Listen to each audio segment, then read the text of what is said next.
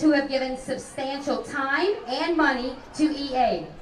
East Ascension High School is extremely appreciative of the efforts and contributions given to our school by these inductees and those who have been inducted before them into our Wall of Fame. The first of our Wall of Fame inductees tonight, Mr. Brett Hughes. Brett's love for East Ascension High School began at an early age when his dad was a teacher and coach for the school. In 1980, when his dad was the head baseball coach, Brett was always by his side on the field. He even served as the bat boy for the team. He helped, or perhaps got in the way, when his dad and a group of volunteers, including the players, built the first baseball field on EA's campus where the current field sits today. Brett is the oldest son of Ronnie and Bobby Hughes. His mother, Bobby, graduated in the very first class of EA in 1967. Brett has been married to his high school sweetheart, Stacy, for 29 years. They are both 1988 graduates of EA, and Brett was their class vice president. They have 2 children, a daughter, Bryn, who is married to Tyler Roberts, and a son, Cameron. Brett's only sibling, Brad, also graduated from EA in 1992.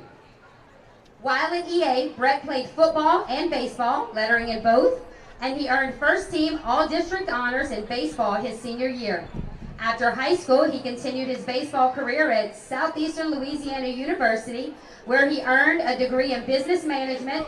Following his college graduation, Brett began working with his dad in their family insurance agency, Hughes Insurance Services. He is the current owner and president of the agency. Brett was taught by his parents from a young age to always give back to his community, and he has truly taken that to heart. Both he and his company have been major supporters of EA and the Ascension Parish school system for many years. He also supports several local and national charities. Over the years, Brett has served on numerous boards of directors for local civic organizations and charities. Brett says that he fully intends to continue to donate his time and financial support to his alma mater for many years to come. The fond memories and lasting relationships that he made while attending EA are ones that he will always cherish. He would like to thank his former administrators, teachers, coaches, and fellow classmates for their support and for helping to make EA the special place that it truly is. He would also like to thank the members of the Hall and Wall of Fame Committee for this great honor, and he offers his congratulations to the class of 2022 fellow inductees. Brett is joined on the field tonight by his family. He is grateful for their support and love. Once a Spartan, always a Spartan. East Ascension wants to thank you, Mr. Brett Hughes, for your many years of service and contributions to our school. Congratulations.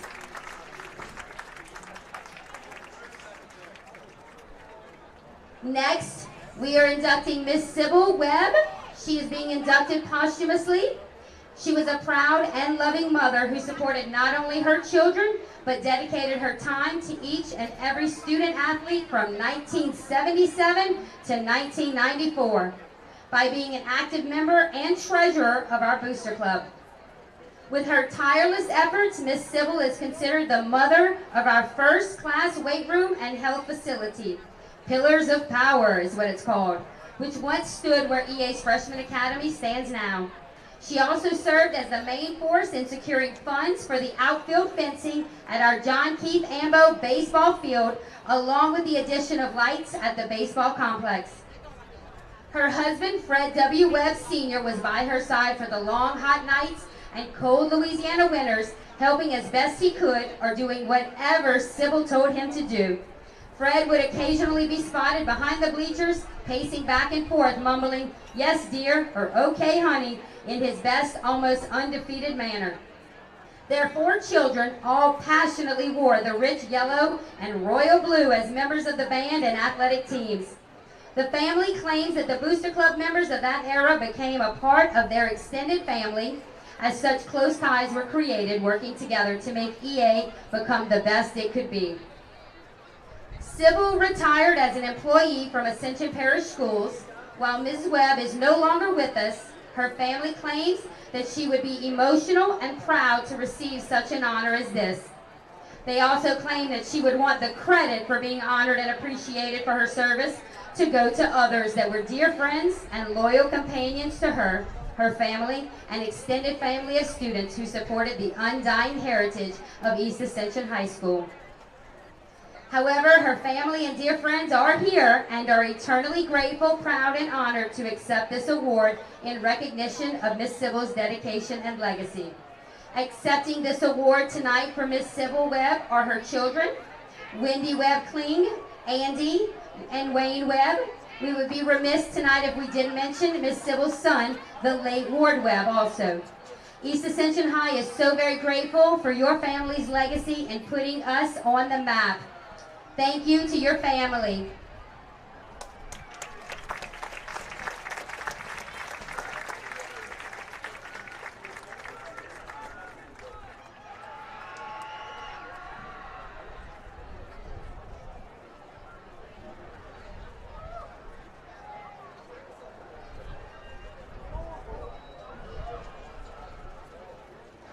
And now for the graduates of East Ascension High School who are being honored for their athletic achievements by being elected into our school's Hall of Fame. These individuals were chosen based on one or many of the following criteria: earning All-State or All-American status in high school and or playing a sport on a collegiate or professional level.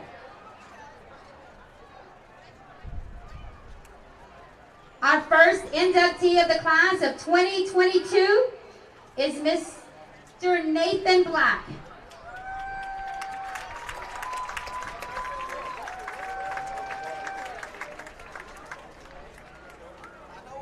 Congratulations, Nathan Black, on being inducted into your alma mater's Hall of Fame.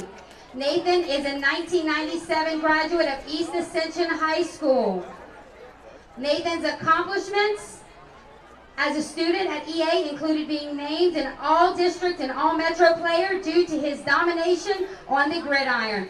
He was a prominent reason for our school that made long runs in the playoffs while he wore a yellow and royal blue of EA. His exploits on the football field led him to receiving a scholarship to play at Northwestern State University in Natchitoches.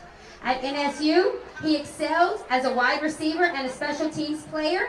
His freshman year, he played a large role in the school's most prestigious season as they ended with a #2 ranking in Division I 2A.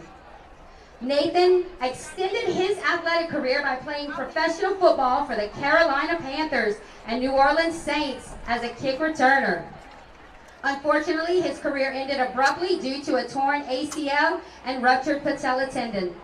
Mr. Black claims he was fortunate to be mentored by Mr. Carl Frank in sports performance training.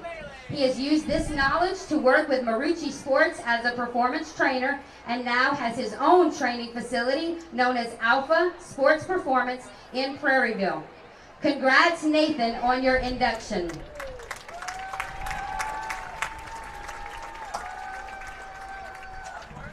This concludes our induction ceremony for tonight. Thank you to each and every one of our inductees. We appreciate all that you have done to put East Ascension High School on the map. Job well done. You are appreciated. So congratulations to all of the East Ascension High School Hall of Fame and Wall of Fame class of 2022. It's homecoming night here at East Ascension at Spartan Stadium, and I'm Jeff Porsche, and tonight's game will feature Denham Springs versus East Ascension. We'll get to the band and the starting lineups in a moment, but we'll take a short break. You're watching the Rev Game of the Week. Time doesn't stop, and the world keeps spinning. Community, culture, and communications, the powerful circle that connects us together. We're creating the next evolution, a network built for every possibility, moving faster than ever before, streaming us forward into the future. And the revolution is closer than you think. RTC, ETEL, and Vision are now Rev. New name, same company. We just moved, so there's millions of... Valley is in bloom, over 9 acres.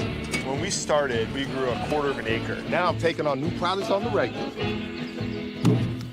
We always dreamed of having this property, so... I want to make my yard look as beautiful as... Largemouth bass. Yep. We've got tons of them, don't we, buddy? There are millions of ways to make the most of your land. How will you make the most of yours? Come see us at Ascension Equipment for John Deere sales and service. Save more today and mow tomorrow. You care about your car. So do we. Donaldsonville Glass and Body has been around for over 40 years, providing unparalleled collision repairs and customer service, especially when you and your car are having the worst day ever. When you demand exceptional workmanship, call Donaldsonville Glass and Body. Free pickup for your collision repairs and get it back as good as new. It's your choice, so why not choose the best? Donaldsonville Glass and Body. The A-Team at Eustis Mortgage, here to serve all your home lending needs. Our company is a Louisiana-based family-owned mortgage company. Our mission is to provide custom-tailored mortgage solutions while educating our clients and providing the highest level of customer service during the transaction. Whether you're buying a home or looking to refinance, we would love to be of assistance to you. The A-Team at Eustis Mortgage is a proud supporter of Ascension Parish Athletics.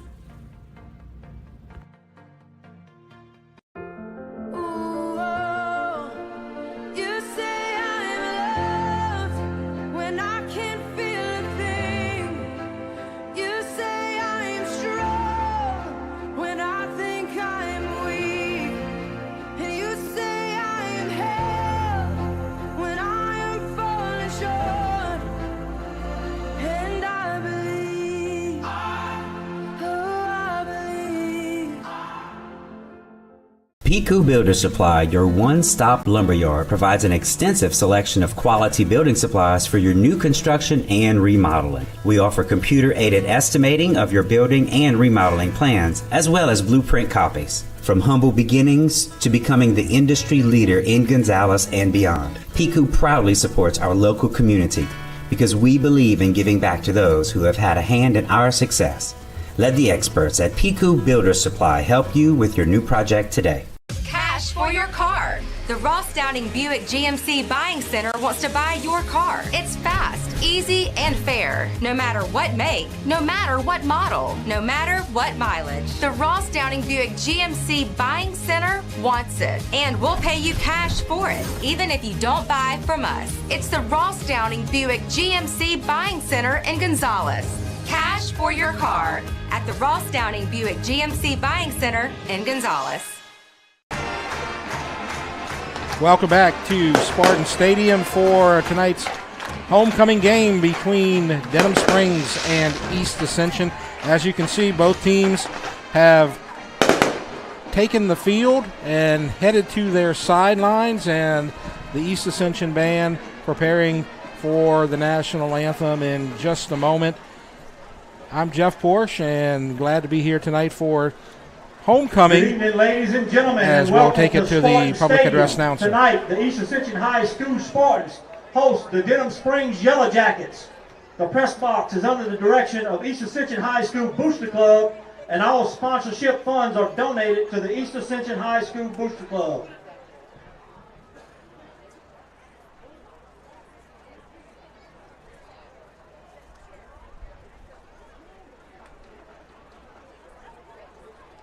We are just about ready for the national anthem and the Would you coin please toss. stand for a moment of silence and remain standing for the presentation of the colors and the playing of our national anthem. The colors tonight are being presented by the East Ascension High School Naval Junior Reserve Officer Training Corps. Color Guard members are National Flag Cadet Roussel, State Flag Cadet Doyle, Right Rifleman Cadet Wayne, and Left Rifleman Cadet Edwards. Jasmine Blanchard will be singing our national anthem.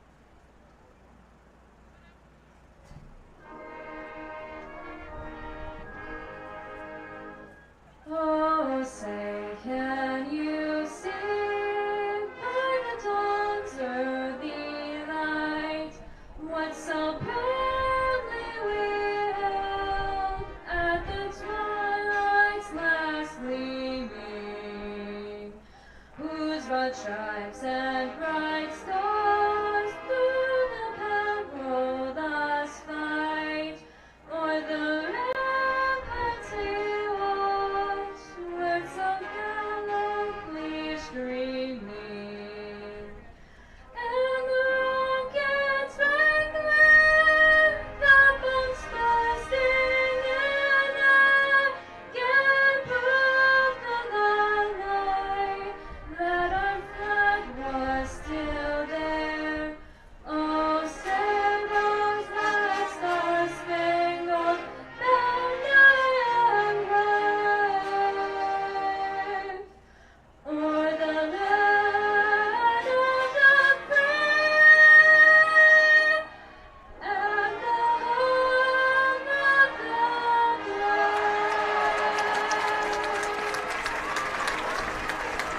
brave. The national anthem, nice performance, and led by the East Ascension Marching Band under the direction of Charles Lee as they leave the field, and we are momentarily going to get to the coin toss. While we wait for the coin toss, let's take a look at the two coaches and the book on these two teams, Denham Springs and East Ascension. For Denham Springs, you see Brett Beard. He has turned things around very quickly at Denham Springs, 13-13, had an upset playoff win last year against Central, and this year they are one of the leaders in District 5-5A at 6-1 and 2-0.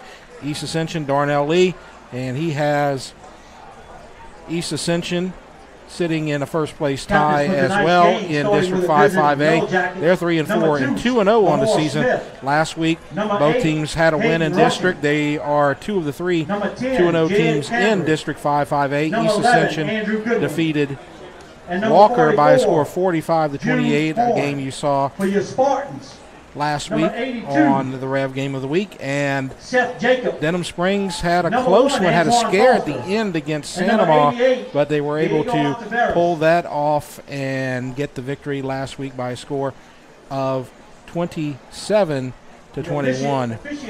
So here comes the captains, as you see right there, 82-1 and 88. That is Seth Jacob, Antoine Foster, and Diego Ontiveros. On the other side, 2-8, 10, and 11. Lamar Smith, Hayden Rushing, Jed Camry, and Andrew Goodwin, also number 44 on the side. Jude Horn, one of the captains for tonight's game.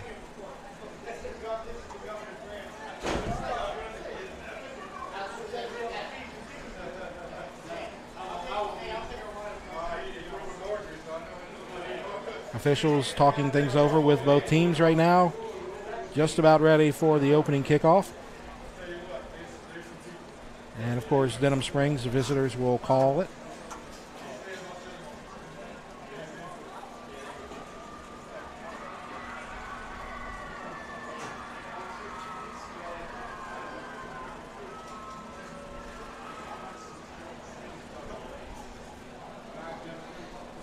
So East Ascension will defer.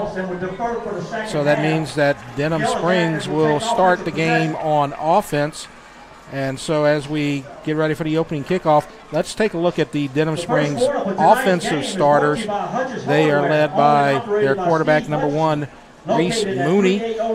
In the backfield, you have Ray McNeely, Cam Kelly, who is their featured running back with 623 yards on the season. Also Andrew Goodwin as an H-back. Their receivers, Micah Harrison, tight end Seth Bishop, offensive line Porter Gibson, Zachary McCabe, Nick Bowden, Ford McDaniel, Tyler Kimball are the offensive line starters. Now let's take a look at East Ascension's starting defense. Since we have a moment, we can get through both. As you see, left defensive end, Caden Womack, Taj Wallace at left defensive tackle, Kevin Toussaint at nose guard, Nathan Allen at right defensive tackle, Joseph Hobby at the end. Linebackers are Tyandre Hayes and Anthony Coleman. Cornerbacks, Nadarius Walker and Deron McZeal. And the weak safety is Tanner Stanga. Free safety is Lamar Bolden. And also at strong safety, not seen on the lineup right there, number 21, Chase Bouvet. Tickets are on sale. So now we're ready. at the Booster Club. Only 300 tickets. will Yellow be sold. Jackets versus Spartans, homecoming night at Spartan Stadium, Montevideo set the East kick for the Ascension High Spartans. School. Back deep for the Yellow Jackets is Big number night 7, for both Harrison, teams. and number 13, The Dawson. winner tonight remains in first place, perhaps alone in first place, depending on the results of the other game, our other Rev game of the week, Dutchtown versus Sandoval. Dutchtown also trying to go 3-0 in district play. The winner would go 3-0 in this game as well. Kickoff taken at the 5. And a big hole and tripped up at the last moment to the 28. Lionel Dawson, takes Lionel the kickoff Dawson, return, was the stopped by kick number returner, 41, had a Chase nice Bouvier. return. And as you look at the kick, good The Yellow camera Jackets shot will right take over there. first and 10 at their own Takes it on the right 28-yard side, line. and that's 21, Bouvet, who had the shoestring tackle, probably saved a much bigger kick return. So they're going to say ball at the 29-yard line. Denham Springs starts the game first and 10, just underway at Spartan Stadium. Mooney will take it from the shotgun. McNeely in the backfield with him right now. And a fake. Looking, and safety valve, and it's complete for about 7 or 8 yards. That's Micah Harrison, the wide receiver. Gets good yardage on first down. Faked the little inside jet sweep, and then goes out, and a little safety valve right there, and is eventually taken down by number 14, Nadarius Walker. It'll be second down and 5 for the Yellow Good gain on Jackets first at their down own 34. to the 34. Second and 5 for Denham Springs.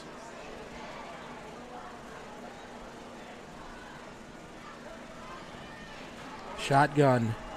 McNeely gets it, and he runs off right tackle. McNeely goes off the right side. And he's going to be shy of a first Stop down. is It's going to made bring by up number third down. 36, Sidney Joseph. So the first third down situation of the night for Denham Springs. East Ascension trying to make a stand and get the ball back. Gain of 2. It's going to be third and 3 from the 36. Again, no score, just underway. Denham Springs, East Ascension. Now we see the quarterback under center. And a handoff. And it's going to be stopped shy, it looks like, of a first down. Another good shoestring tackle there by Nadarius Walker. Let's see where the ball was spotted. Oh, he got a good spot. It looked like he was about a foot or two shy if you base it on the chains on the far end, but they call it a first down. First and 10 for Denham Springs.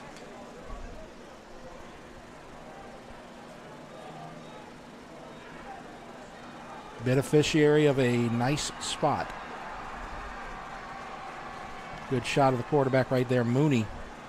And handoff, and not much that time. McNeely goes as around McNeely the left side. tackled Was upended by number Sidney 21, Joseph. Chase Bouvier loses about a yard. Bouvet Second also down, 11 in for on Yellow the Jackets. assist. Loss of 1, second and 11. 10-13 left to go in the first. Denham Springs, first possession of the night for either team. Just got a first down and are facing second and 11. And a fake, looking right, and caught. And they're going to say he got a foot down. Micah Harrison gets a first down. I believe it's going to be very close.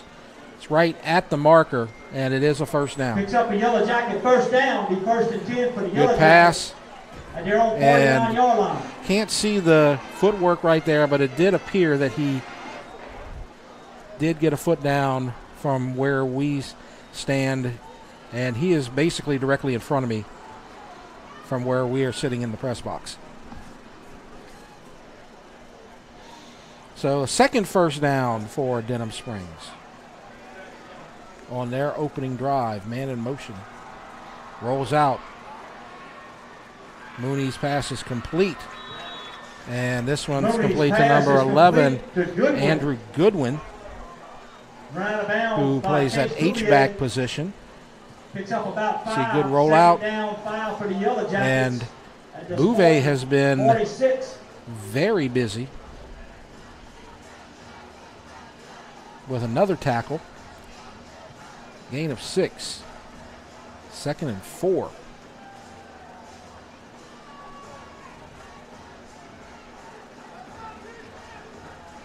Shotgun, handoff, and a short gain. Up the middle. And guess who's on the tackle? Bouvet. That's about his 4th or 5th tackle here very early in this game, and it's going to be 3rd and 5. They're going to spot it at the East Ascension 46-yard line. So another 3rd down situation. It'll be 3rd down and about 6 for the Yellow Jackets at the Spartan. Denham Springs trying to get their 3rd first down. Good ball control drive so far here for the Yellow Jackets. Quarterback rolls out, pass, caught, 1st down, and a catch made by number 3. Mooney's pass complete. That's Cameron Irick. To Eric. Picks up a Yellow Jacket 1st down. And so another 1st down. So that's 1st down number 3. Good sprint out. 1st and 10 Yellow Jackets at the Spartan. This quarterback, Mooney, is really good on the run. Very accurate passer so far here tonight. 8:28. Denham Springs eating up clock on their opening drive of the night. No score. Pitch out. And stopped around the line of scrimmage. Around the right side. And it looks like Stanga and Ty-Andre Hayes are down there. And it's no gain. Maybe a loss of a yard. About a yard. 2nd down, 11. So it's at the 34. Need to get to the 23. 2nd and 11. So we'll call that a loss of a yard after the spot. 2 receivers left. Nobody right. 1 man in the backfield. McNeely has gotten the bulk of the load here in the backfield for the Yellow Jackets on this opening drive. Fake pass, incomplete. And trying to get to Harrison. And coverage by Bolden. So it's 3rd and long. For the Yellow Jackets at the Spartan. As we look at the replay. And one of the few passes that we've seen him basically just stand there and throw without a sprint out, and was a little wide of his target. Could have been caught, but it falls incomplete. 3rd and 11. Need to get to the 23. 4.5-minute drive so far here. Quarterback dumps a little pass inside. Lots of room. 1st down to the 15. Micah Harrison with the catch and run. So a little middle screen works to perfection. And another 1st down for Denham Springs. This is a very impressive opening drive. See a good block downfield right there by number 65, Ford McDaniel, the right guard for Denham Springs. So Denham Springs in the red zone after a 4th 1st down on this drive.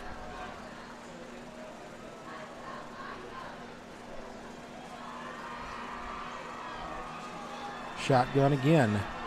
Mooney and McNeely. This is McNeely, trips. Won't get back to the line of scrimmage. I think the turf monster got him right there, and it's going to be 2nd and 13. They're going to say that he down 13 for the Yellow Jackets at the Spartan. He's down at the 17. So it is a loss of 3. They have to get to the 5. So it's about 2nd and about 12 and a half here, as we are already approaching the halfway point of this opening quarter.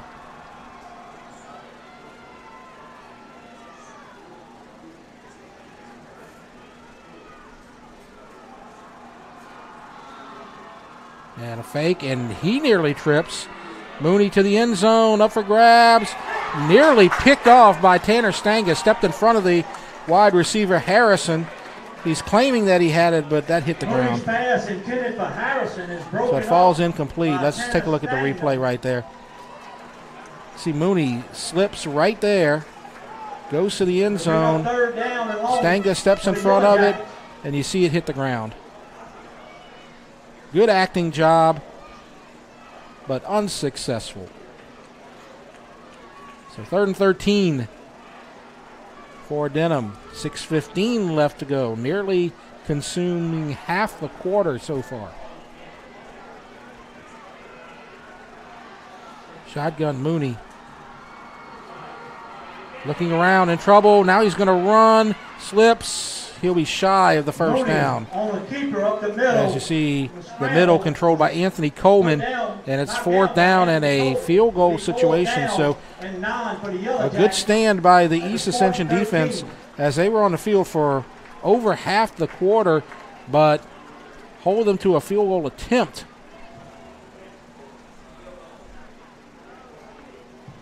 So we'll see if they can make the field goal. Number 48, Caleb LeBlanc in the kick.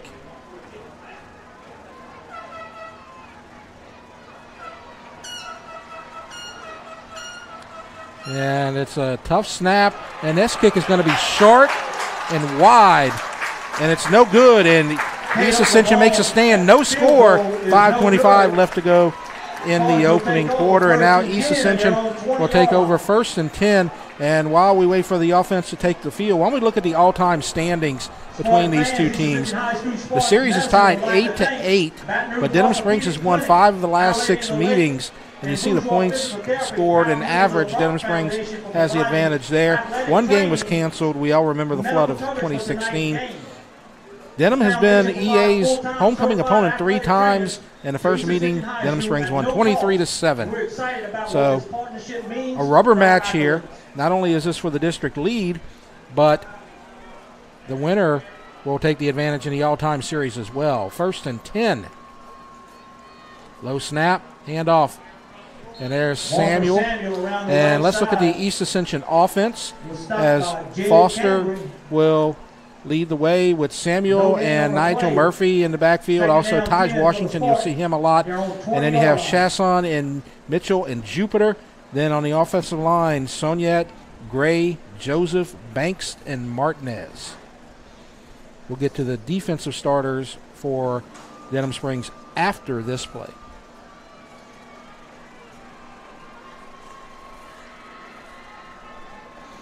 And Foster on the keeper gets about 3. It's going to be 3rd down and medium for East Ascension. Denham Springs defensive starters, defensive line, Porter Gibson, Caden Davis, Alex Chandler. Linebackers, Eli DiGirolamo, Jonas Clark, Hayden Rushing, and Jed Cambry.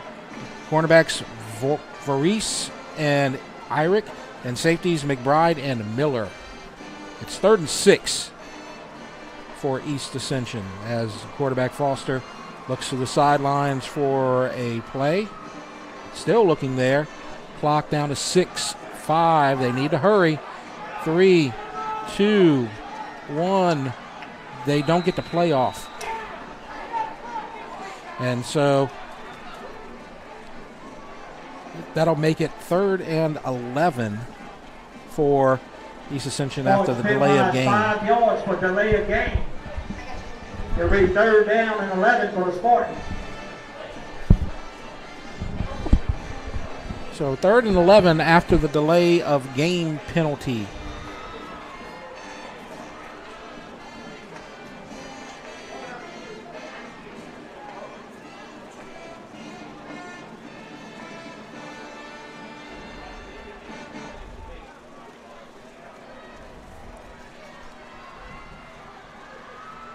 Foster waiting for the snap, gets it this time.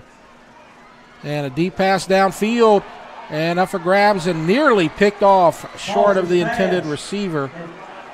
So good coverage by number 15, Jonas Clark.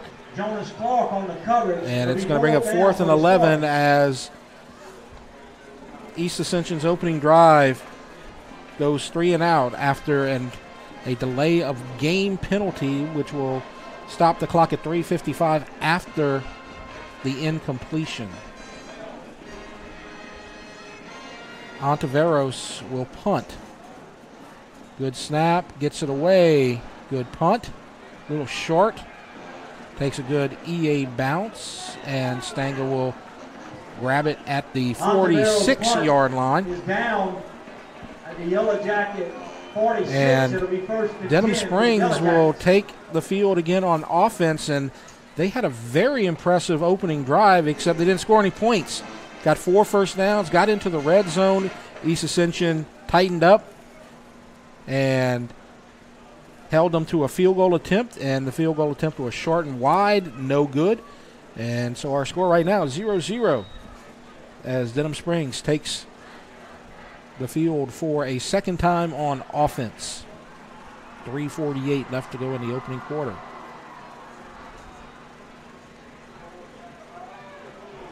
And no gain on first down. Good tackle by Anthony Coleman, as now you see Cam Kelly, who is their leading running back with 623 yards and 6 touchdowns on the season. Over at the pit, we have an update. Dutchtown takes the lead on a Pearson Pyron run, 7-0. Dutchtown trying to go to 3-0 in district play and keep pace with the winner of tonight's game here at East Ascension. 2nd and 10.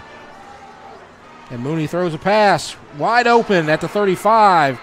And a nice pitch and catch from Mooney to Harrison as Nadarius Walker makes the tackle. Nadarius Walker on the stop.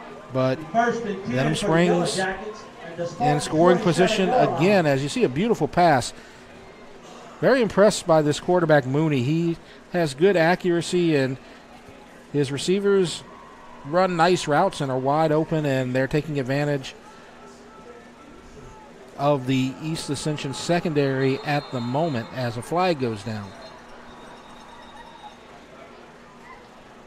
Let's see what that is. Sideline warning. Sideline warning East against the Ascension. Spartans. So there's the warning. Nothing will happen this time, as you can see down at the bottom of our screen, everybody moving into the blue area, trying to stay off that white. Remains 1st and 10. No penalty this time. And there's a handoff and met. And that's an initial contact by Sidney Joseph, I Kelly goes up believe. the middle.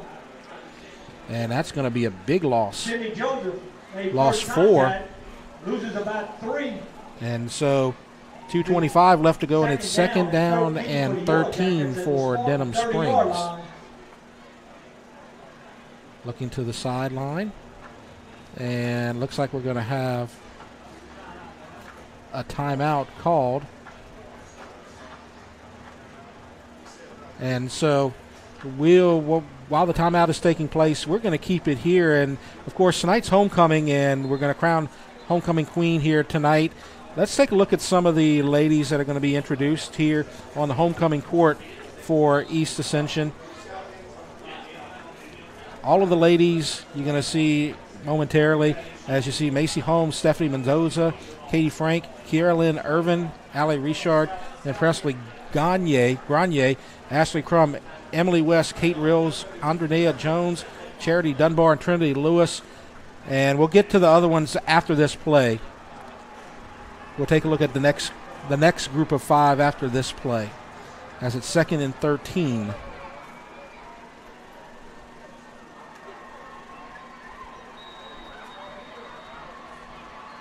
So stay tuned for that at halftime. Quarterback rolls out. Mooney may keep it, and he's going to get just a couple, as secondary does a good job of making a stop right there. Why don't we take a look at the rest of the homecoming court for East Ascension while we have a chance. Our last shot, Mackenzie DeLon, Kayla Lacoste, Paris Simon, Deandra Davis, and Takaya Mitchell. So One of these ladies is going to be crowned queen. We'll have that live, and we'll talk about all of the homecoming ceremonies. It's a big week for East Ascension as the school has started to come down, the old school, as they're doing a whole redo here at East Ascension. So it's a big week. A lot of things happening at East Ascension. 3rd and 11. Mooney takes a snap. He's rolling out, throws a pass, and that was nearly jumped and picked. Bouvet having himself a game so far. Nearly jumped that route and had the interception. Definitely jumped the route, but could not come up with the ball. As the secondary does a better job. You see him coming up. He had another guy, but then when he threw it to Goodwin, he jumped the route and just could not come up with the ball. 4th and 11. The offense is still on the field. Mooney is looking to his coach for guidance. So far in this first quarter, Denham Springs' offense has looked very good, but East Ascension weathering the storm so far. It's 4th and 11. They're going for it. It's a quarterback looks like he's in a deep snap. This could just be a quick kick possibly as well. No, he's going to take a chance, and he's going to throw a deep route to the end zone, and that's going nowhere and incomplete. So East Ascension out of bounds. Playing the bend but don't break defense. Gets the ball back on downs. Nearest guy, Darius Walker over there, number 14. Nobody near that pass on the Denham Springs side.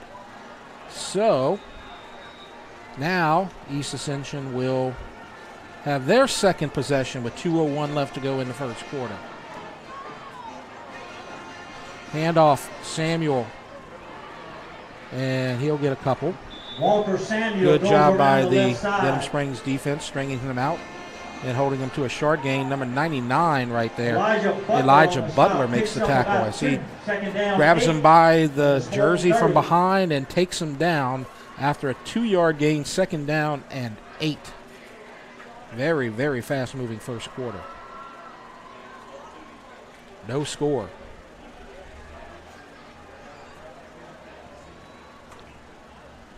Quarterback rolls out. He's going to throw downfield, and it's caught for a first down. Jackson Chasson with the catch. And that's the second pass we've seen from Foster, who is usually billed as the running quarterback. Jalen Lee is the usual passing quarterback. But you see the rollout, pressure, gets it away, and a nice sliding grab by Jackson Chasson. That's his 3rd catch of the season for the junior wide receiver. 1st and 10 in midfield. First down of the night for East Ascension. Now in the final minute of the first quarter, little jet sweep and lots of room. Gets about 6 or 7 and dragged down from behind. Got some gasps from the press box as that's Ja'Cory Mitchell. As you see him on the sweep, let's look at the replay and see the contact. Cameron. Ooh, kind of clotheslined right there. Cameron Irick with the tackle. No flag. Was still in bounds when the tackle took place. 42 seconds, clock stops. 2nd and 5. And there's Samuel outside, tripped up. Loss. Tackled by Lamar Smith, number 2. Was stopped by number 2, Lamar Smith. So now 22 seconds left on the clock, 3rd and 7. East Ascension does not need to run a play if they choose. 47-yard line.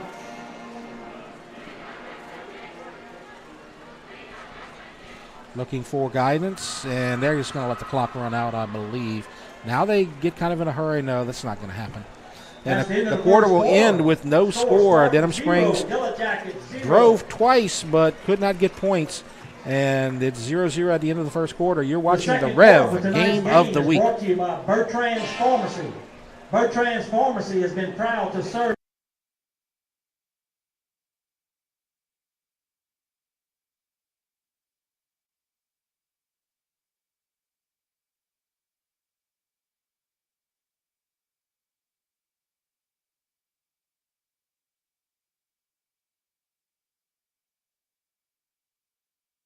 The athletic training staff of East Ascension High School would like to thank Ascension Equipment, Donaldsonville Glass and Body, Gaucher and Amadei, Our Lady of the Lake Health, Piku Builder Supplies, Ross Downing Chevrolet, Walk-Ons, Austin Fire Systems, Eustace Mortgage, SKR Construction, for their support of our EA Sports Medicine Program.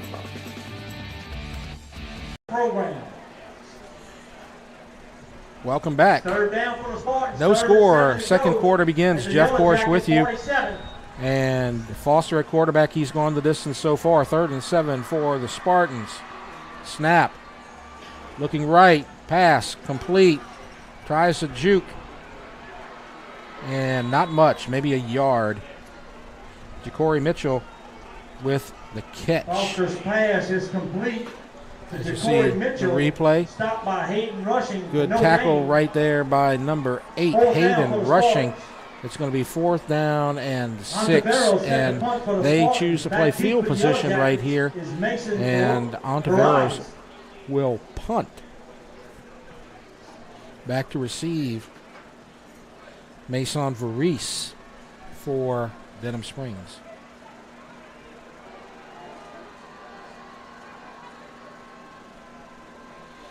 Good snap, good punt.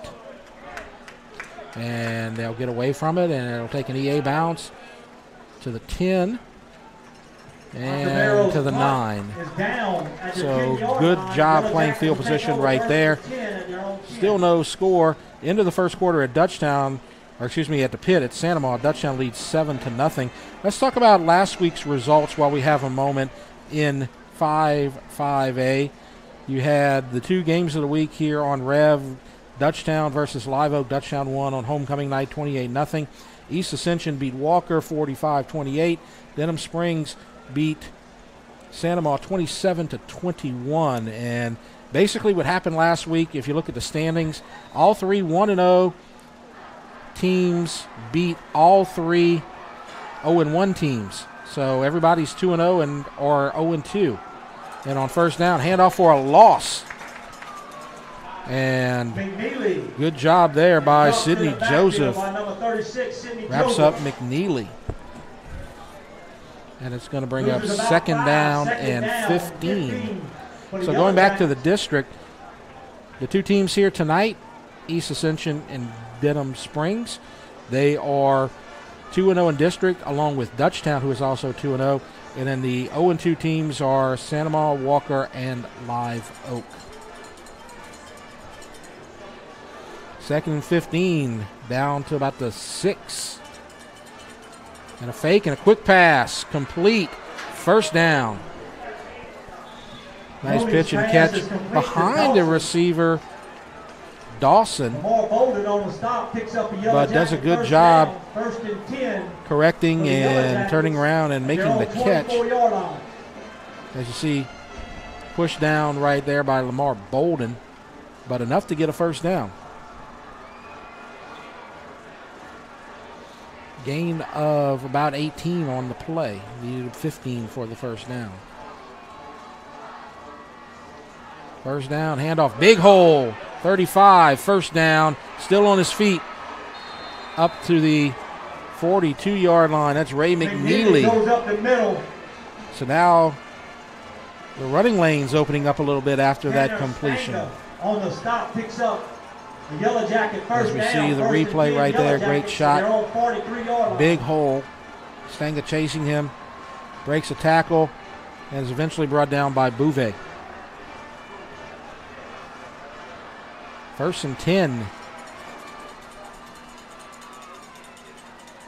Ball at the 43. And McNeely gets a couple as the East Ascension defense tightens up. It'll bring up second down. See Coleman down at the bottom of the pile, helping on the tackle. So gain of 3, 2nd and 7, 9:05 left to go. And a super fast first half here on homecoming night. Fake. Roll out. Mooney throws deep. And is it caught? He came down with it, and they rule it a catch. Nice catch by Harrison. Climbs the ladder as you see Mooney rolling out. Mooney's pass is complete to Goodwin on Yellow Jacket first down. And you see the hit right there by McZeal, but did not jar the ball loose 41. and stayed in bounds. Micah Harrison. What a play.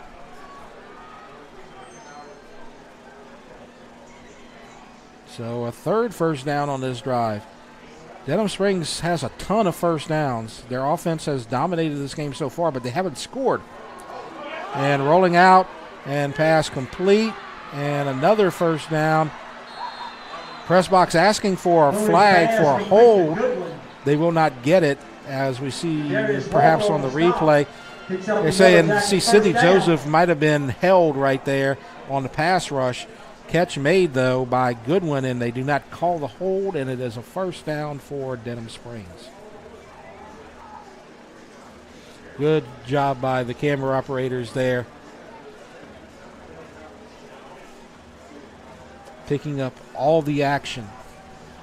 Ball at the 29. First and 10, Denham Springs. Facing this bend but don't break EA defense. Swing pass complete. Breaks a tackle. Trying to break another one. Close to a first down. Good effort there by Harrison again. Bolden holds on for the tackle. So they're going to say 9-yard gain, as you see. Good effort there. Got through the first two. And then Bolden holding on for dear life and preventing him from getting a first down. 2nd and 1. 14-0 our score at Dutchtown over Sanoma over at the pit. No score here. Jeff Porsche with you. 2nd and 1. Handoff, first down to the 15. As they get into the red zone for the second time tonight. Ray McNeely. Denham Springs has moved the ball really well between the 20s, but outside or inside of it, not much. First down, that's McNeely again. McNeely goes up the middle. And he's taken out by Toussaint. But gets good yardage on first down. Kevin Toussaint on the stop. Gain of 4. 2nd down, 6. As we are approaching the halfway point of the second quarter. The time of possession here for Denham Springs has to be incredible. They ran the ball, or they held the ball for the first 6+ minutes of their opening drive. Had a couple of minutes on the second drive, and they've eaten up a lot of clock here on their third drive. And there's McNeely, and McNeely goes off the right he's not going to get through Tyandre Hayes, as Hayes drops him for a loss of 1. Loses a yard. 3rd down, 7. Also helped out by Tanner Stanga right there. 3rd and 7. So after this play, we'll be past the halfway point of this second quarter, but nobody has scored.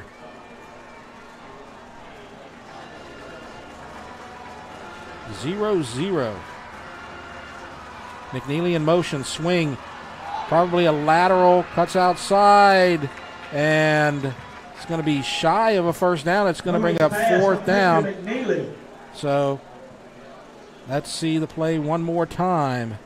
Tyron McZeal on the stop. Strung out, and that was Bouvet making contact, and then McZeal mopping up. It's 4th and 4, and we're going to see another field goal attempt.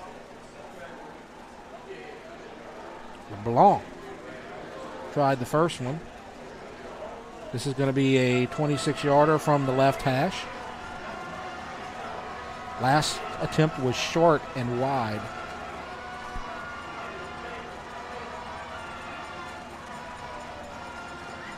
Bad snap. Kick is low. Hits the upright and falls short.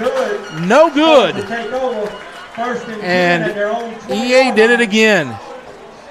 Bend but don't break. No score as we go to the third drive for East Ascension. with 5:06 left to go before halftime.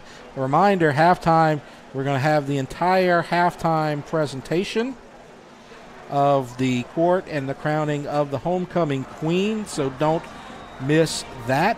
And we'll also, time permitting, talk about some of the other activities that have happened this week at East Ascension. Should be a great halftime show. It always is over here at EA.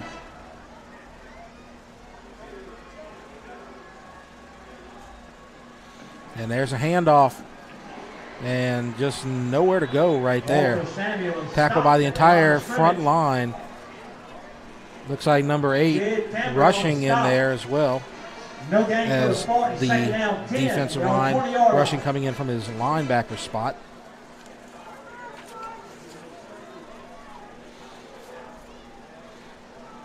EA weathering the storm here from Denham Springs. And a pass. That's going to be an interception. And will he get into the end zone? No. And it's a first and goal now. Deshaun McBride makes the interception. Jumps right in front of the receiver, Jupiter. And looks like he tripped over his fellow defender, Jonas Clark. And that probably kept him from getting in the end zone. But now here's a 4th chance in scoring position for Denham Springs. And they haven't scored a point yet. They've missed 2 field goals and failed to convert on 4th down so far.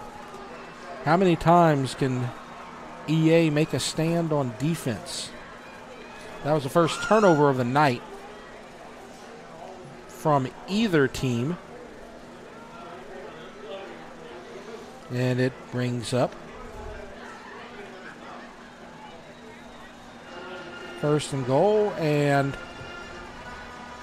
we're going to have a timeout called by East Ascension. No score. We're going to keep it here. If you missed the pregame ceremonies, you missed the inductions of the East Ascension High School Hall of Fame and Wall of Fame. And when you look at that right there, you have the Hall of Fame class of 2022, Nathan Black and Richard Rayborn from 97 and 79, respectively. In the Wall of Fame ceremony, Brett Hughes and Sybil Webb. So lots of great people honored here. It was a great ceremony that happened before the game began.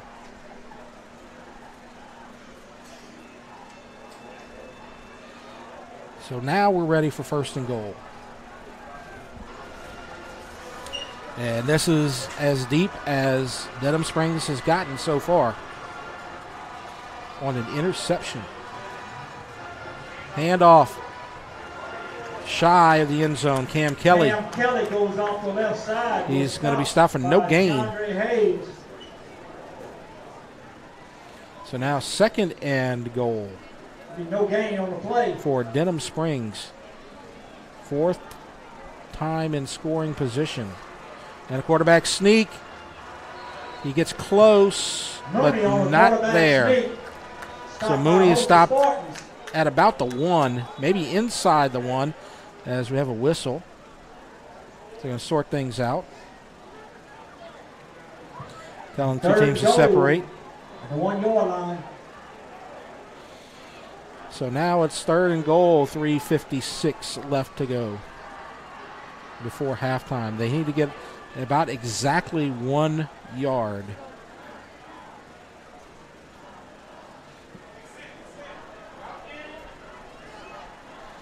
Kelly in the backfield, clock running. Sneak, and he is stuffed. Didn't move the line at all. And Kelly tried to grab the ball and run, but the whistle had blown. And it's going to be 4th and goal. It'll be 4th down and goal for the Yellow Jackets. Does East Ascension have another stop in them?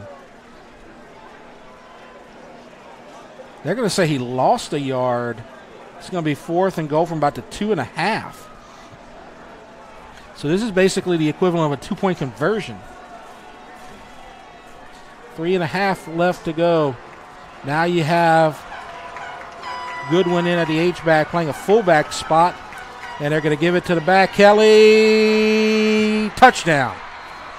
Ray McNeely off the left side for a Yellow Jacket As touchdown. Cam Kelly, number 4, scores for Denham Springs. And you can only ask a defense to make so many stops before they give up a touchdown.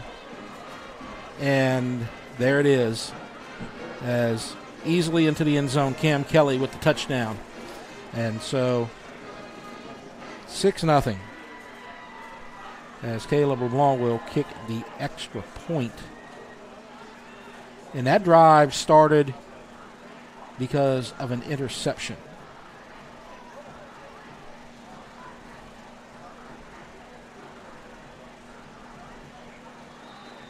Denham Springs started that drive with goal to go.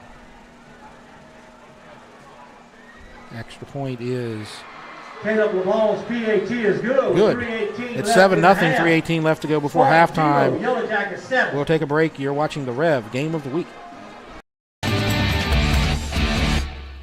You've probably heard that ETEL has become Rev. What you may not know is that we're revving up your internet to symmetrical speed for free. Symmetrical speed means that your download and upload speeds are the same, thanks to the Rev All-Fiber network. The new speeds have been applied to your current internet plan, and there's nothing for you to do except enjoy shopping, gaming, streaming, learning, and laughing. Learn more at letsrev.com. Thanks for being a loyal customer, and enjoy symmetrical speeds from Rev. New name, same company. 48, Caleb LeBlanc. Our first score of the night goes to Denham Springs as they lead East Ascension 7-0 with 3:18 left to go in the second quarter. Jeff Forrest with you at Spartan Stadium. And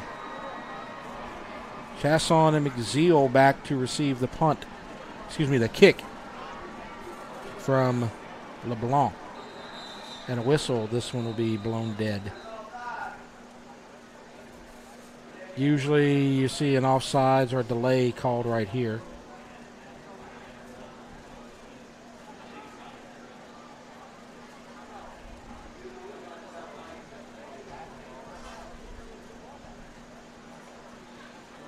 Doesn't look like they're making a call.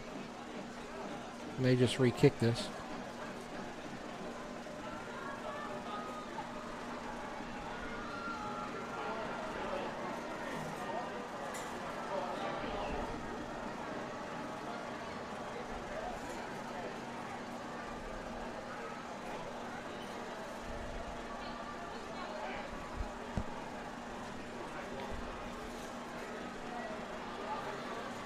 Just waiting. Now we're ready.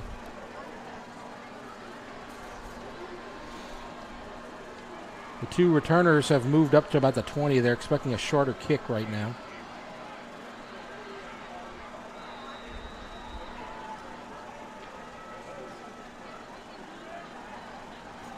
This has been the longest play of the night. Short kick, fair catch called and made. Good job by East Ascension holding on to that. That's Dwayne Franklin with the fair catch.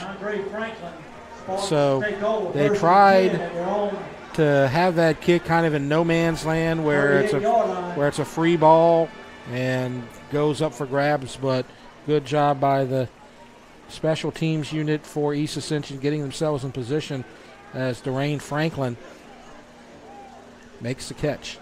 And good field position. 38-yard line for East Ascension. Best field position of the night to start a series. And nearly a bad snap. Quarterback keeps it. Good job making something out of nothing. So Foster keeps it before he's tackled by number 10, Cambry. Maybe 2, second down 8. So you see him right there. Also in on the tackle, Jonas Clark, number 15, gain of 2, second down and 8. Clock running. East Ascension used a timeout after the interception. So they have 2 timeouts left to go. Still plenty of time.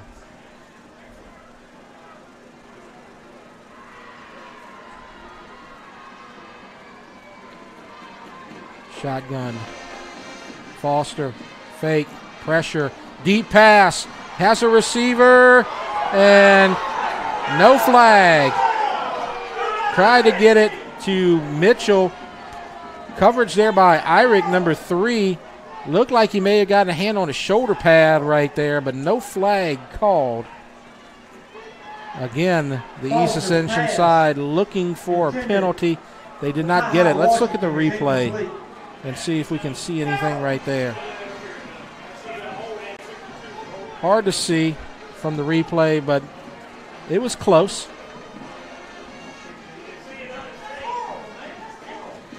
3rd and 8.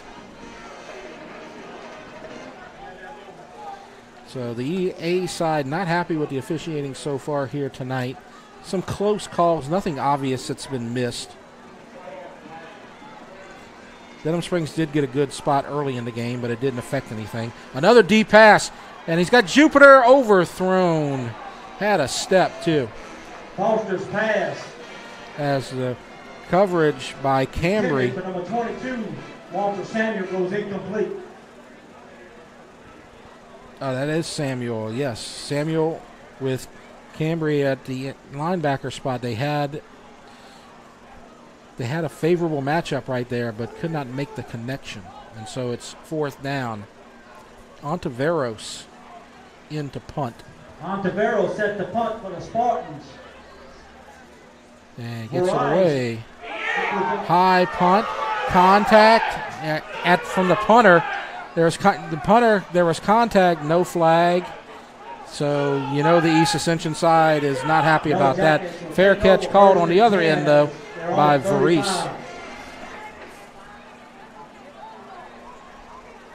Right now, 7-0, 2:15 left to go. Denham Springs with the ball and 3 timeouts.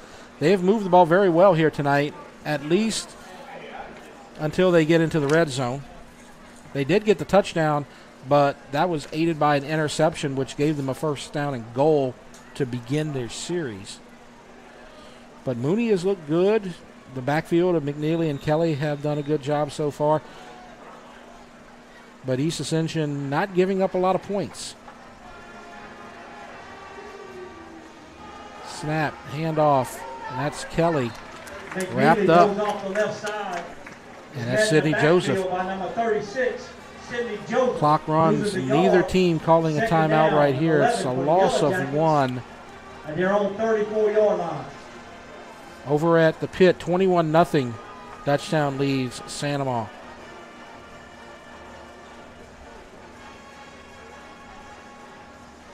Second and 11. This is McNeely in the backfield, in motion. And it's deflected and falls incomplete. They were trying to get it to number 3, Irick. Mooney's pass intended But for falls Eric. harmlessly incomplete. Let's see who got the deflection on the replay. Tipped by Anthony Coleman. 3rd down and 11 for the Yellow Jackets. I believe that was They're on Coleman. 34. 44, Coleman. Our director being very helpful right there with the number call.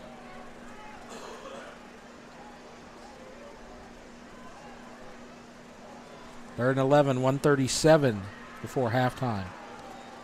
And there's a handoff. And we may be about to see something we haven't seen at Denham Springs punt. McNeely goes As off it's the left 4th side. down.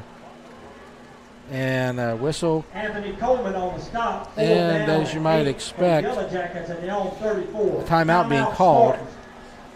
And so East Ascension will have 1 timeout left to go. We'll keep it here. And let's talk about the other games that are happening here tonight in District 5-5A. Of course, you have the big one. This is the game of the weekend, 5-5A, as both teams are 2-0, and it's a battle for first place between Denham Springs and East Ascension. Dutchtown also 2-0. They're over at Sanoma, and as we mentioned, that's 21-0 right now. Dutchtown with the big lead early on. Live Oak at Walker over in Livingston Parish is the other game. That's a matchup between 2 0-2 teams. So one of these 2 teams will get their first win of the district season. So now a punt. And looks like Irick is the punter. McZeal. Cameron Eric set the punt He's back to receive. Gets it away. Quick punt. It's going to roll and take a good Denham Springs bounce inside the 20 to the 15. And now 1:17 left to go. And so 1st and 10 for East Ascension, trailing 7-0. They get the ball to start the second half.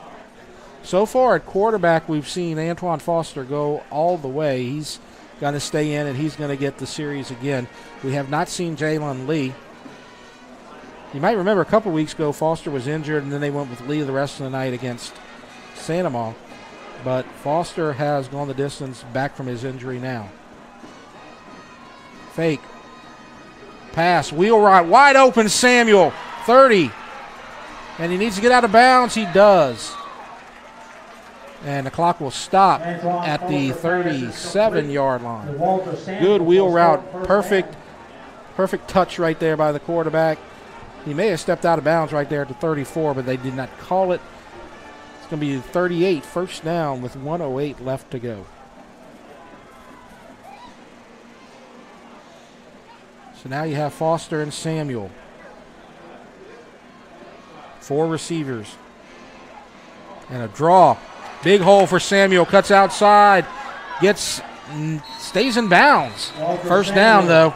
So the clock will stop as the chains move. And the coaches trying to get the guys to act with a little urgency here on offense and get back to the line of scrimmage. They do not choose to call a timeout. There's 52 seconds left before halftime. They could at least get it into Ontiveros' field goal range. Now under pressure, sack. No, he gets maybe a yard out of it. Scrambles, picks up about a yard. So it will not go down as a sack.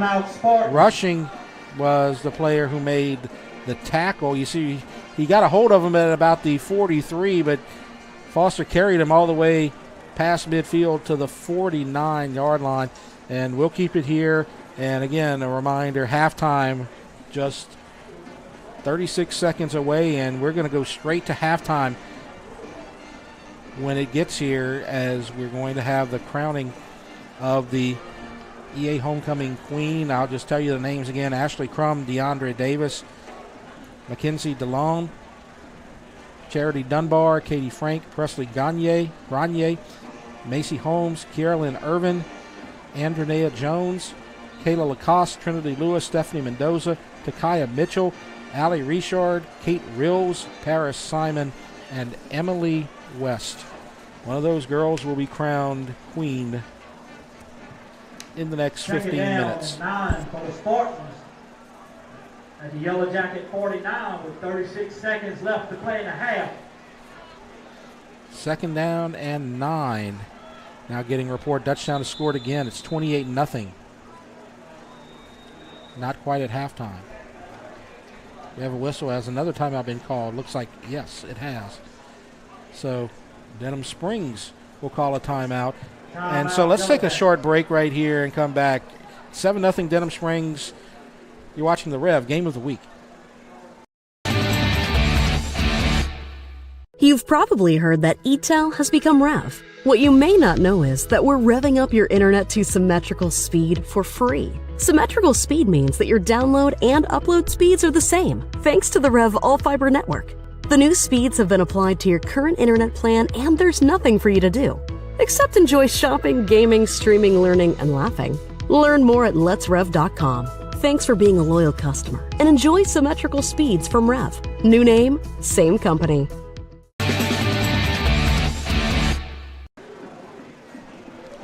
Seven 7-0 Denham Springs leads East Ascension. East Ascension in their 2-minute drill, their best offensive drive so far of the night. If you've missed the action, it's been pretty much all Denham Springs as they've had the ball in scoring position 4 times, but East Ascension stopped them the first 3 times. 2 missed field goals and a stoppage on downs. Then an interception got them inside the 5, and Denham Springs scored from there on 4th and goal. Second down and 9. Pressure, sack. It looks like the first guy there, 58. Tyler Kimball. Antoine Foster is sacked in the backfield. So the offensive line having trouble with the pass rush here late, and the clock down to 15, 14. They're going to have to hurry if they're going to have to try to get a first down here. 9, 8.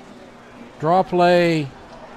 And nothing doing right there. 4 seconds. 3, 2, 1. And the clock will run out. And so an eventful first half, but not on the scoreboard. Denham Springs looked very good in the first half, but only have a 1-possession lead. Our score at the half, Denham Springs 7, East Ascension nothing. We're going to get the homecoming ceremonies here shortly.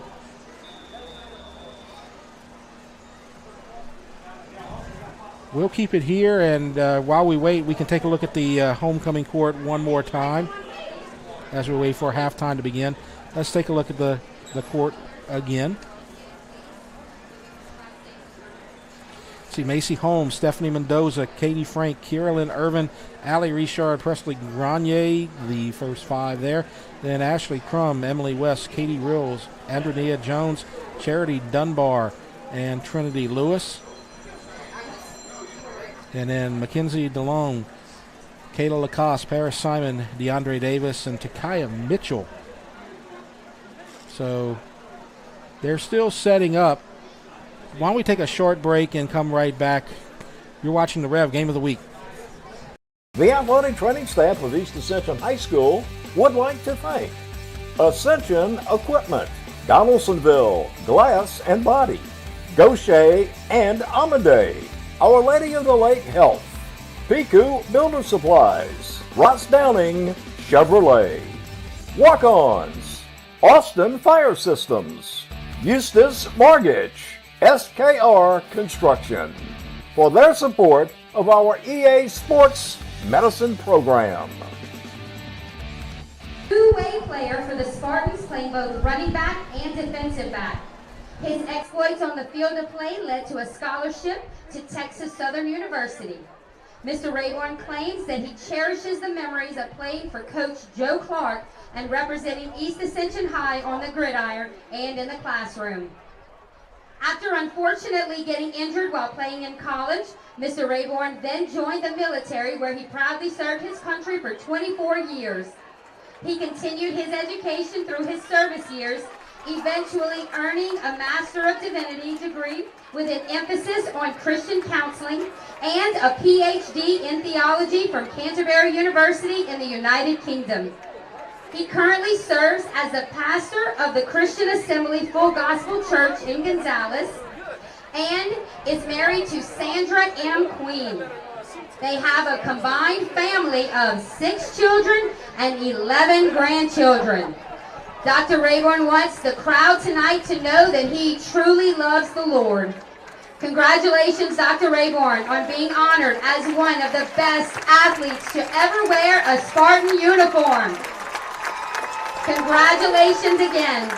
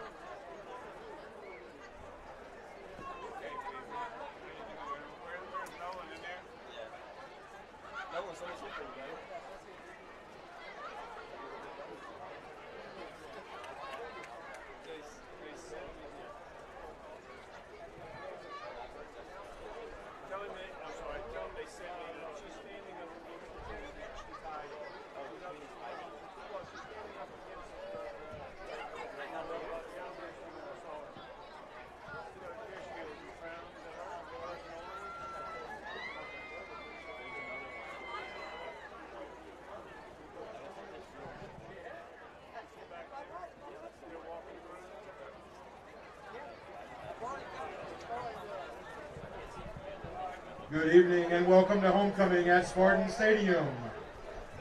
Joining us tonight is last year's homecoming queen, Miss Milan Harvey, to assist in the crowning of the 2022 homecoming queen.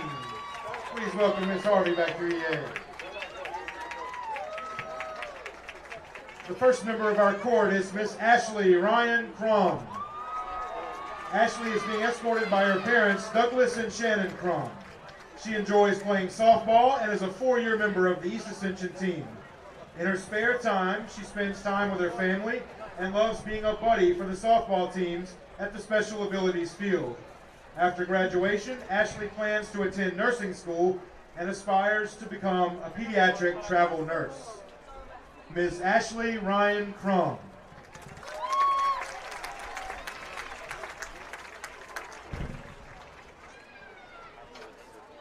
Next up, Miss Deandra Davis. Deandra is being escorted by her adopted mother and grandmother, Gwendolyn Davis, and her uncle, Quentin Dumas. She is involved in DECA, Student Council, Allied Health, Yale Leaders, and is a senior mentor. She has been voted Parliamentarian of Student Council and has earned an Emergency Medical Responder certification. In her spare time, she volunteers at United Medical Rehabilitation Hospital and enjoys assisting at her mother's daycare and being active in church. After graduation, she plans to attend college and major in biology and aspires to become a pediatrician. Miss Deandra Davis. Miss Mackenzie DeLone. Mackenzie is the daughter of Jimmy and Christy DeLone. Tonight, she is being escorted by her parents. Mackenzie was chosen as a senior mentor for the 2022-23 school year and has been nominated for East Ascension High School Student of the Year. She is a 4-year member of the Spartanettes and a member of the National Honor Society. Outside of school, Mackenzie is a demonstrator at All About Dance. In her spare time, she enjoys shopping and spending time with her family and friends. After graduation, she plans to attend Aveda to become an esthetician. Miss Mackenzie DeLone.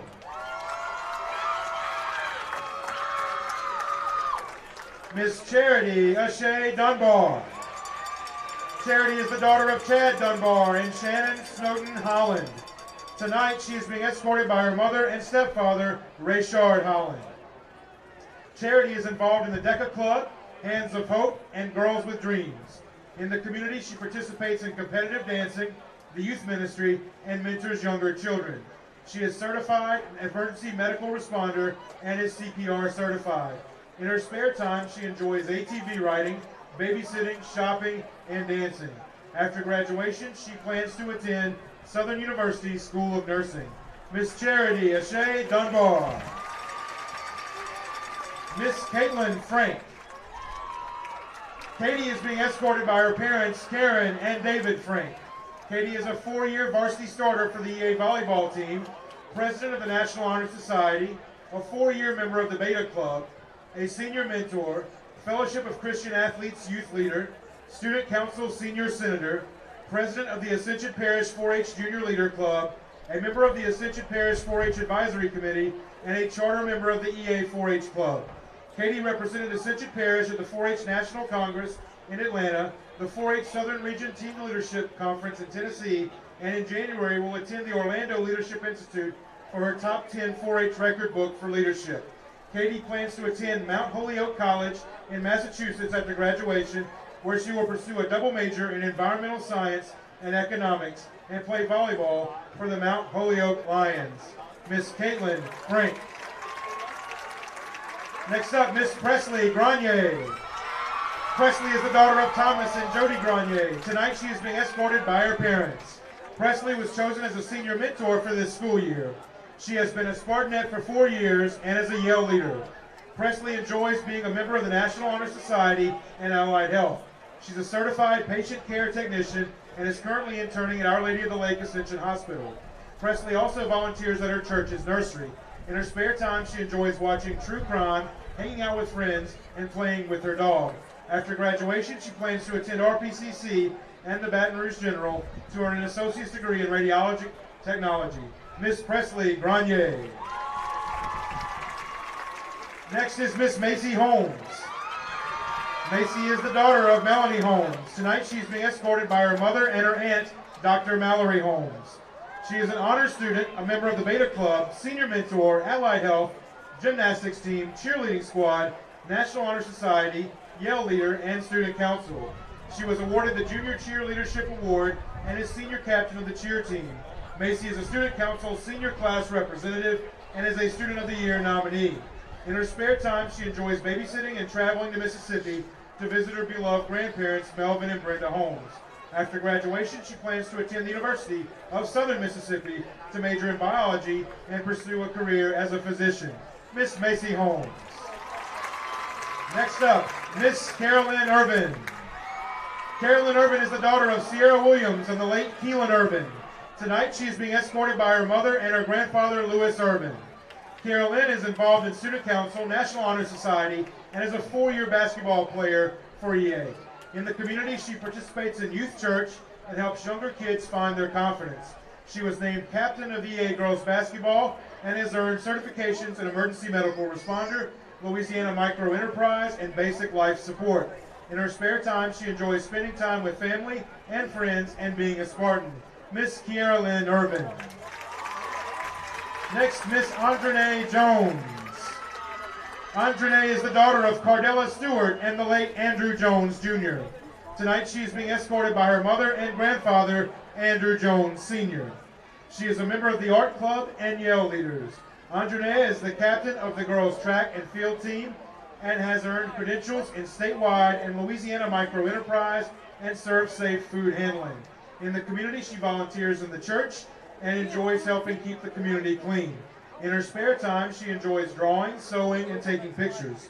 After graduation, she plans to further her education at Baylor University in clothing and design.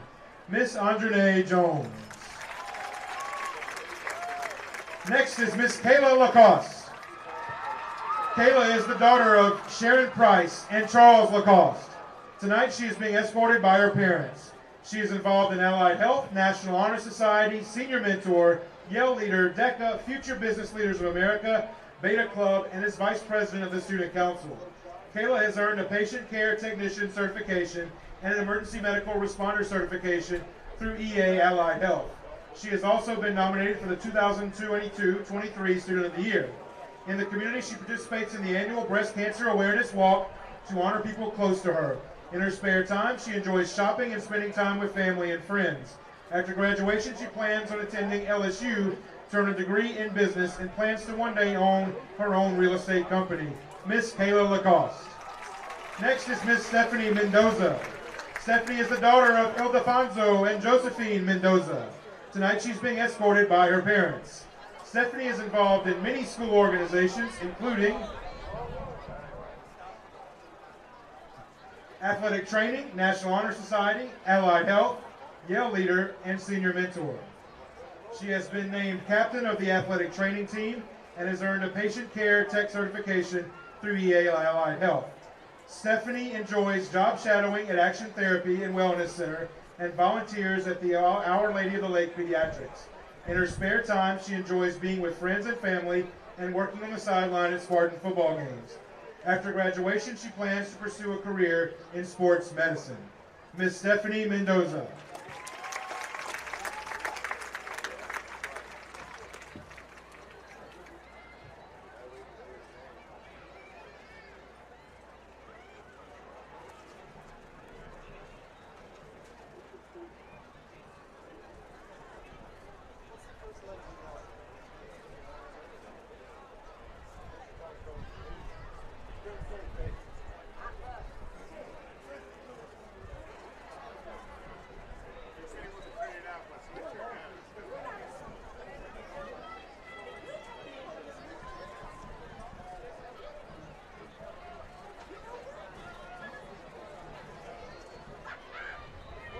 Next is Miss Trinity Lewis. She's the daughter of Corey Lewis and Shanika Johnson. Tonight she's being escorted by her parents. She's involved in track and field and the yearbook club. In the community, she participates in volunteering for the Red Cross and keeping the community clean by picking up trash at school from around the track. She has been named a ServSafe certificate, certified in customer service, and has been awarded in track and field for her outstanding performance. In her spare time, she enjoys hanging out with her friends and family, making TikToks, and going to crumble cookies. After graduation, she plans to advance in a post-secondary field. Miss Trinity Lewis. Next up, Miss Takia Mitchell. Takia Mitchell is the daughter of Tamika Mitchell and Larry Sherman. Tonight she is being escorted by her grandmother, Linda Mitchell. Takia is involved in track and field, allied health, National Honor Society, yearbook, and Yell leader. Takia has earned certifications for emergency medical responder and CPR. In the community, she participates in Bold Kids at Bethany Church. In her spare time, she enjoys reading her Bible, trying the latest crumble cookie, and spending time with family and friends. After graduation, she plans to pursue a career in dentistry and aspires to one day open her own dental practice. Miss Takia Mitchell. Next is Miss Allie Rishaw. Tonight, Allie is being escorted by her parents, Leslie and Rob Rishaw. She is a 4-year member of the Spartanettes. Allie is also a member of the Yell Leaders, gymnastics team, National Honor Society, Beta Club, DECA, and Allied Health. She was named captain of Spartanettes for her senior year and has been nominated for Student of the Year. Allie participates in Center Stage Performing Arts Academy Stars Company. In her spare time, she enjoys dancing, boating with friends and family, babysitting, working at Deep Row Snow, and volunteering at church. After graduation, she plans to attend LSU, majoring in kinesiology to pursue a career in pediatric occupational therapy. She hopes to continue her passion for dance while in college by becoming a teacher at Center Stage. Miss Allie Rishaw. Next is Miss Kate Audrey Reels. Kate is being escorted by her parents, Joey Reels and Heather Reels. She is a member of the Beta Club, Yell Leaders, and National Honor Society. Additionally, she has been nominated by the faculty for Student of the Year. Kate is also a 4-year member of the Lady Spartan softball team and was named the EA Softball Player of the Year in 2022 and earned the Slugger Award. Junior year, Kate was voted first team All-District and second team All-Metro for softball. In her spare time, she enjoys spending time with her friends and family and playing travel softball for the Blazers elite team. After graduation, she plans to continue her academic studies and softball career at LSU Eunice. Miss Kate Audrey Reels. Next is Miss Paris Simon. Paris, the daughter of Pernella and Sean Dunbar. Tonight she is being escorted by her parents. She is involved in National Honor Society, Glee Club, volleyball, basketball, senior mentor, Yell leader, and student council. She is this year's student council class reporter, and she has earned certifications in customer service and emergency telecommunicator and dispatch. In the community, she participates in Debutante, Youth Delta Gym, and she enjoys reading stories to the younger children in our community. After graduation, she plans to attend Nicholls State and earn her Bachelor's of Science degree in Culinary Arts. She aspires to one day open her own soul food restaurant. Miss Paris Simon. Our final homecoming court member is Miss Emily West. Emily is the daughter of Kristen West and Brett Melanson. Tonight she is being escorted by her parents. Emily is involved in National Honor Society and Yell Leaders. In her spare time, she's an assistant at Hollis Orthodontics. She enjoys spending time with family and friends, watching Disney movies, and playing with her new puppy. After graduation, she plans to attend Southeastern Louisiana University to major in biology with a minor in communications. She aspires to attend dental school and plans to become an orthodontist. Miss Emily West.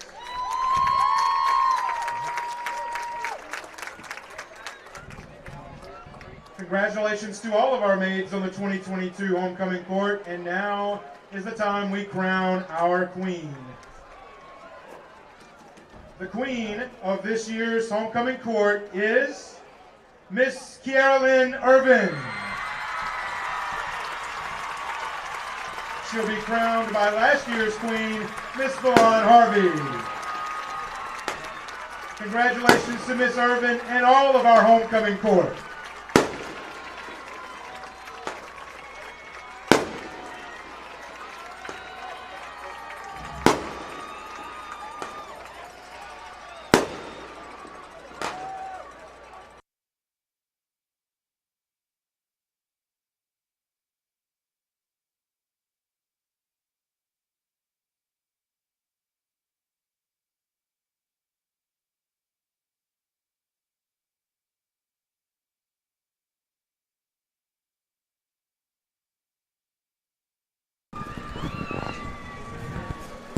congratulations to the Queen, Carolyn Irvin.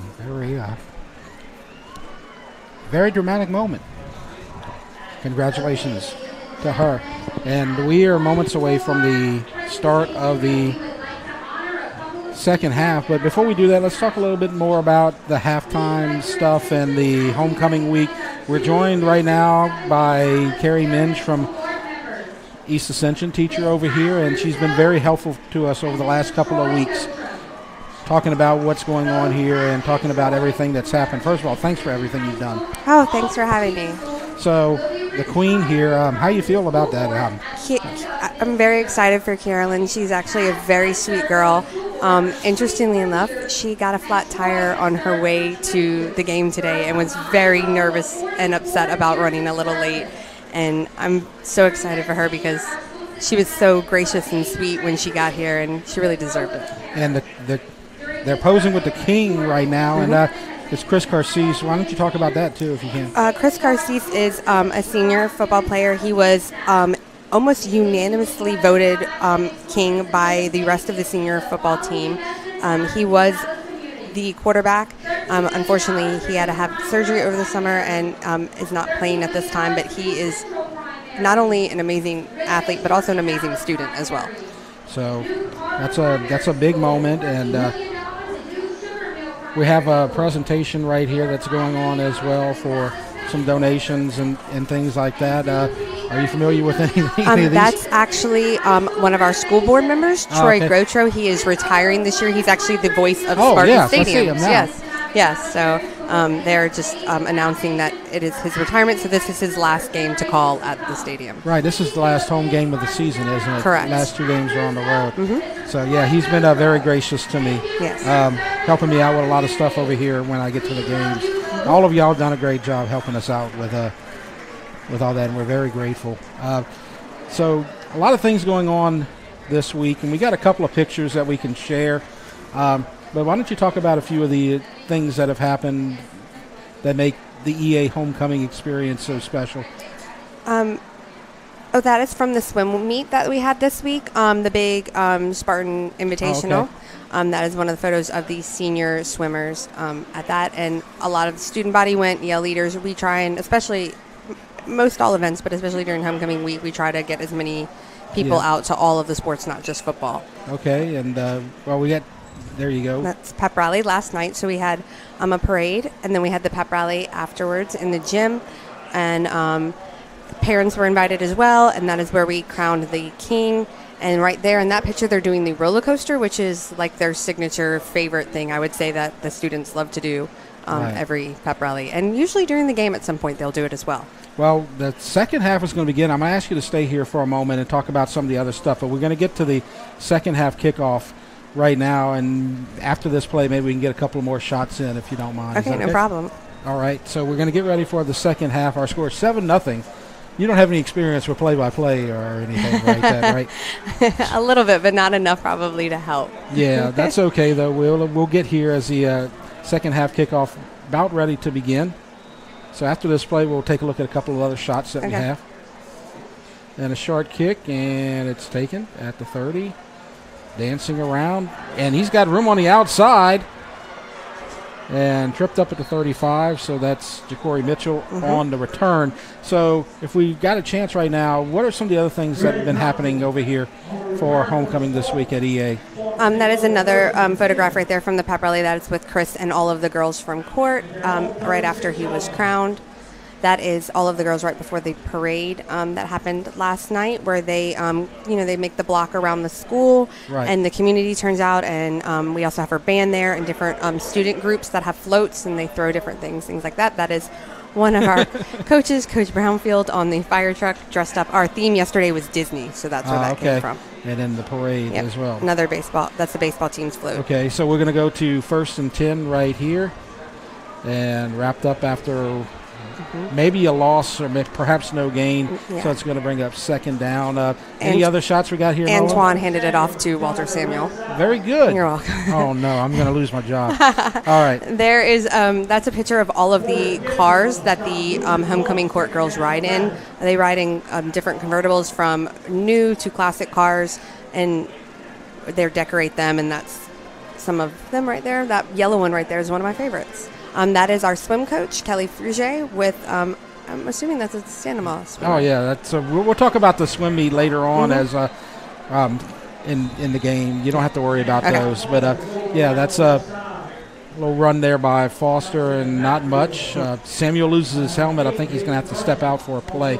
So I don't think we have any more pictures that we can share right now. But what about the school? I saw some pictures today of some shots over at East Ascension with the school from the original school. From demolition this morning. Yes, they started the official demolition because, we had to do abatement first. Yes. And so today we actually had our yell leaders and our band go out at 9 a.m. and they began tearing down the school. It was actually really touching. A few kids actually teared up during it. I saw that in my feed, and so that was very interesting to catch. As a third down pass is caught. Look at that. That's Shakori Mitchell on the catch.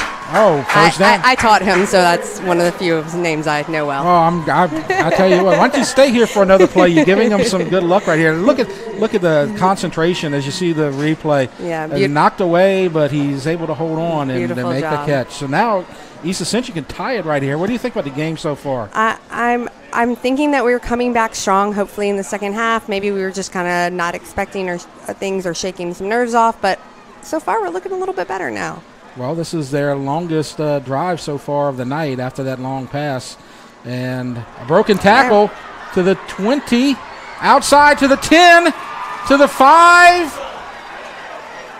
And he is down at the 3-yard line. Big run by Walter Samuel. Very good. So what do you see here on the replay? Well, he did a good job of finding the holes in the opening. Actually, funny enough, I talked to him about that last night when I was lining them up for the pep rally. So you want to stay and see if you give them good luck and see if they get in the end zone? At least, I got to at least wait for this drive to be over, I guess. Right. I'm a little superstitious about that kind of stuff. Well, it looks like they've called a timeout. So, but what we can talk about here while we wait for that is later on the second half. We hope to have an opportunity to talk to the Queen, Carolyn Irvin, and she's a good athlete from what I hear as well. She plays basketball. She's the captain of the basketball team. She's a very good athlete, and Coach Chandler, the girls basketball coach, is a very tough coach, so I'm sure she's really good if she was elected captain.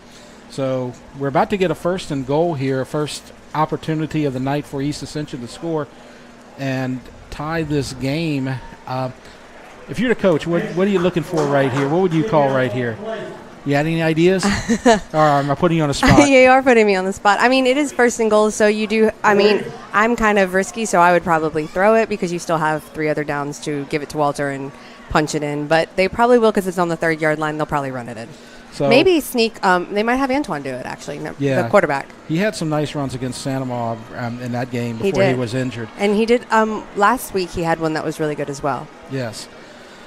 So it's first and goal. Looks like they're going to run because Walter's in. Yeah, Samuel's in. Perhaps he's being told what to do right now. Get ready. Yeah. They may have to call another timeout. Oh, my goodness.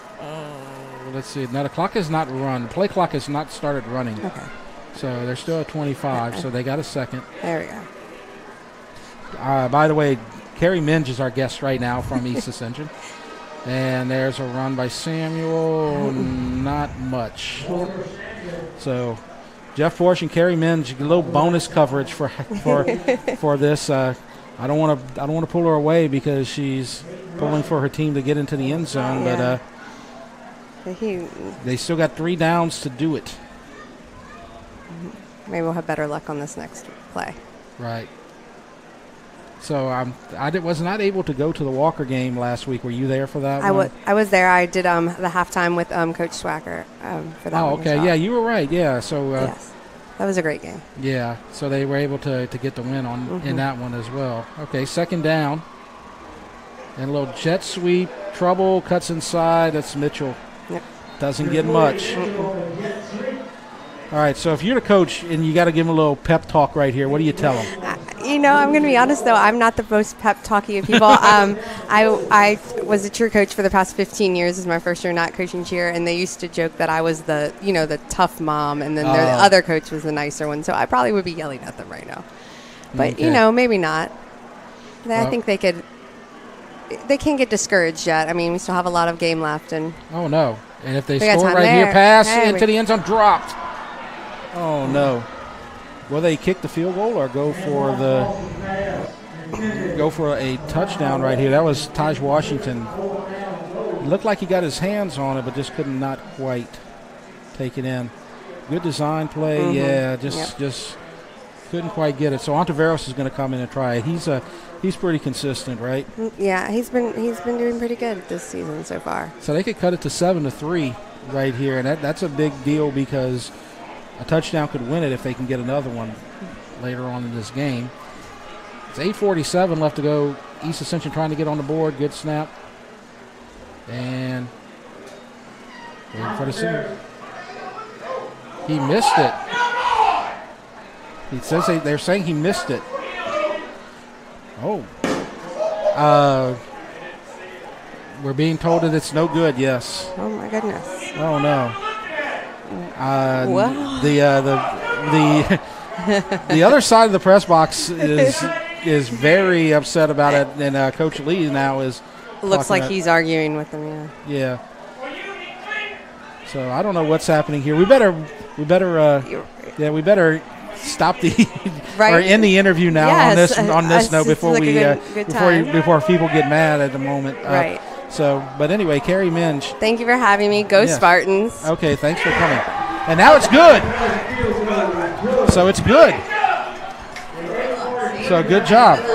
All right, so it's 7-3 as we take a break. So you're watching the Rev Game of the Week. You've probably heard that ETEL has become Rev. What you may not know is that we're revving up your internet to symmetrical speed for free. Symmetrical speed means that your download and upload speeds are the same, thanks to the Rev All-Fiber network. The new speeds have been applied to your current internet plan, and there's nothing for you to do except enjoy shopping, gaming, streaming, learning, and laughing. Learn more at letsrev.com. Thanks for being a loyal customer, and enjoy symmetrical speeds from Rev. New name, same company.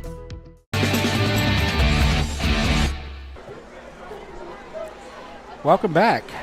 And now it's just me. But we want to thank Carrie Minge for coming in here. She does a great job, and she's very helpful, as everybody is here at East Ascension, making us feel at home. And that was unusual.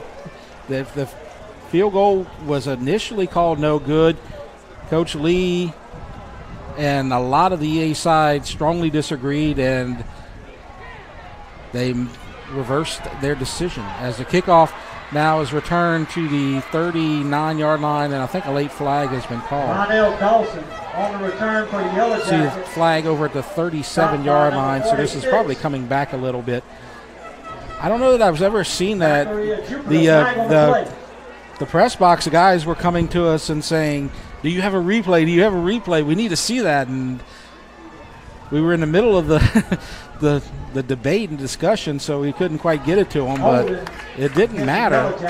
It's 7-3. So the East Ascension side, I mean, just to be honest, the East Ascension side is not happy with the officiating here tonight so far. But it looks like they were able to correct themselves and make what appeared to be the right decision. After the penalty, the Yellow Jackets will take over. And Denham Springs really did not debate that very strongly. So that's the kind of thing that tells you that they probably knew it was good. And on first down, there's a handoff and a short gain. Cam Kelly goes off the right side. Cam Kelly, number 4, brought down by Joseph and a couple of other Spartans. On the stop, picks up 2. Second and 8, 8:16 left to go. We have a fun ball game here, 7-3, low scoring, lots of action. The big thing tonight is the East Ascension defense holding in critical situations. Denham Springs misses 2 field goals. Not able to take advantage of their opportunities so far on the Denham Springs side. Quarterback rolls out, has all day, throws incomplete. Mooney's pass intended as Stanga had the coverage broken up by on Harrison. So he had all day to throw it. At the They love Yellow rolling Jacket out. 30-yard line. Throws it, accurate pass, but Stanger with the coverage breaks it up. So it's 3rd and 8.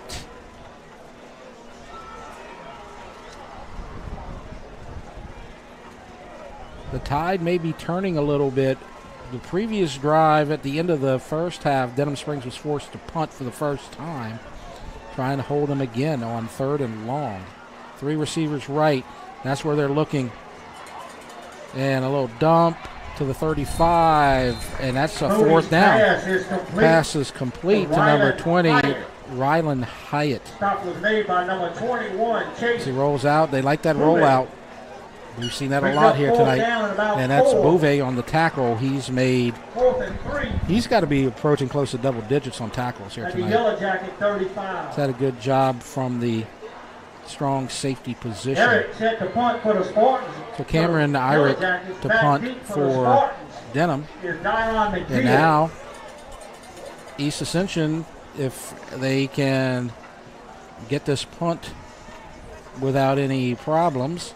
As it's bounced, he's going to have to run. He's in trouble. Is he going to get a first down? He's trying. He's close. Probably not. It looks short by a yard from the near side line judge.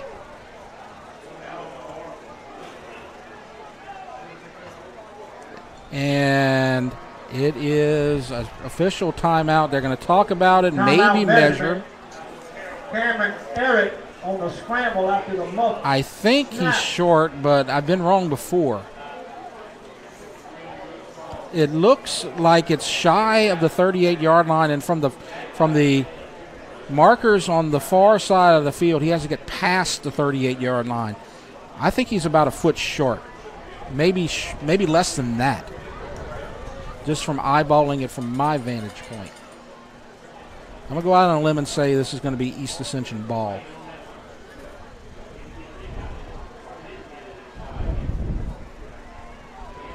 But you never know.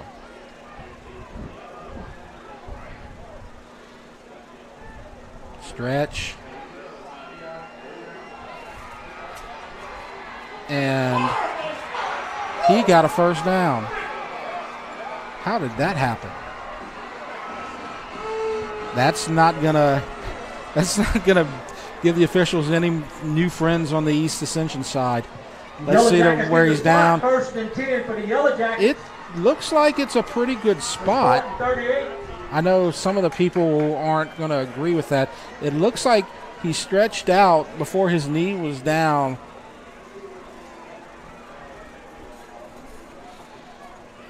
Oh, that's a backbreaker perhaps right there. Still lots of time left. 7-3 Denham. Man in motion. Swing. Lateral. Out of bounds for a big loss. Mooney. Ty-Andre Hayes over there trying to Goodwin.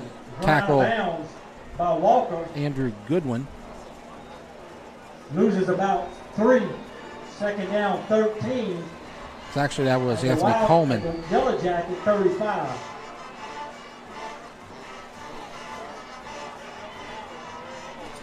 So 2nd down and 13. Let's look at that replay one more time while we have an opportunity. So let's see where he lands. He stretched past that 38-yard marker as we're back to the live action, and it's off the hands of the receiver. Incomplete. Harrison. Mooney's pass intended for Harrison goes initially incomplete.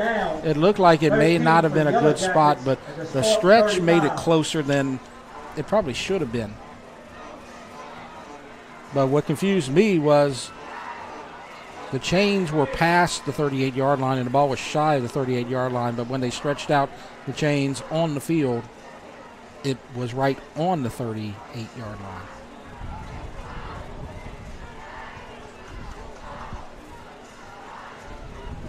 Left knee may have been down. It's hard to tell. But they may be able to make a stop right here, and if they do, it may be a moot point. Just a couple of minutes may have run off the clock. Shotgun inside pass now cuts, and now 4th down. There'll be a little bit of probably about 10 yards of field position as well. Mooney's pass complete to Dawson.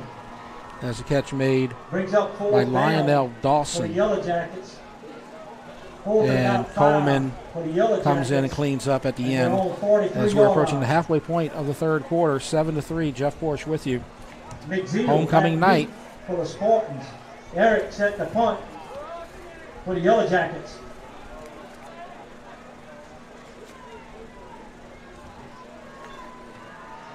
It's now 35-0 over at DePitt, Dutchtown, all over Santamon. And McZeal takes it on the bounce, probably a wise decision, and gets out of bounds at the 27. A little late push, but 10, harmless. Jed Chambly. Spartans had it 1st and 10. As he takes that, On their probably own would have rolled near the 28-yard end line. zone if he didn't. You see coming in a little late, but held up. Not going to call a flag on that.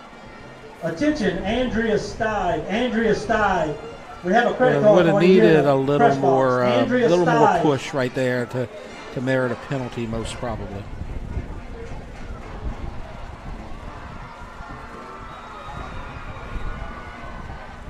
First and 10. Foster still at quarterback. Keeper, not much. Foster tries the right side. See number 10, Offending, Cambry down hosting there, Yellow as well as Jackets. number 8, rushing. Linebacker's pretty active. No gain on the play. 2nd down, 10 for the Spartans. Now at the halfway point. And so I see the arrival of royalty. So we will be getting an interview with the Queen, Carolyn Irvin, very shortly. That's the best part of doing this at homecoming is you get to interview the Queen. Deep pass downfield. Up for grabs, short. And was it intercepted, incomplete? Foster's pass is incomplete. Irick trying to make the interception, but it hit the Cameron Eric ground. on the Let's see if coverage. we can tell from the replay. It'll be 3rd down and 10 for the Spartans. Hard to see, but they're calling it incomplete. So 3rd and 10.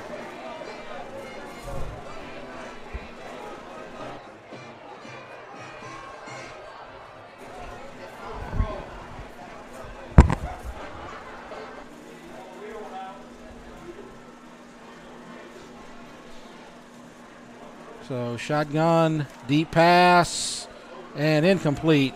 Trying to get it to Ja'Cory Mitchell. And so it's going to fall incomplete. It's going to bring up 4th down. So we're going to get a punting situation right here. Sonoveros will come in to punt. And after the punt, we will have an interview with the Queen. So Carolyn Irvin about to have her moment here on live television. Not to scare you or nothing. It's going to be great. I know it. So there's a snap. And more contact with the punter. No flag. And ball to the 38-yard line. And so now here we are, Carolyn. Congratulations. And it was a very emotional moment. I know you were very emotional. Talk about your feelings when you got that. I just want to thank all my family. It was very shocking, and I'm just excited right now. Yeah. Were you expecting to win, or did you think that somebody else was going to get this? Yes, definitely. I wasn't expecting this. It was very shocking. Yeah. So our producer was very happy when you went to Lau Boudreaux back home, said very happy for her. So you have fans everywhere over here, and everybody was happy. And so why don't you talk about this whole week and your whole experience of going through this whole homecoming thing? This was the best experience ever, literally, the best experience ever. I can't ask for a better experience. I would definitely remember this. So what were your favorite parts of it? All of it. I loved it. All of it. Okay, and what about the dance tomorrow? You're going to be there, right? And Yes. So, and you're going to be there with the king who was crowned.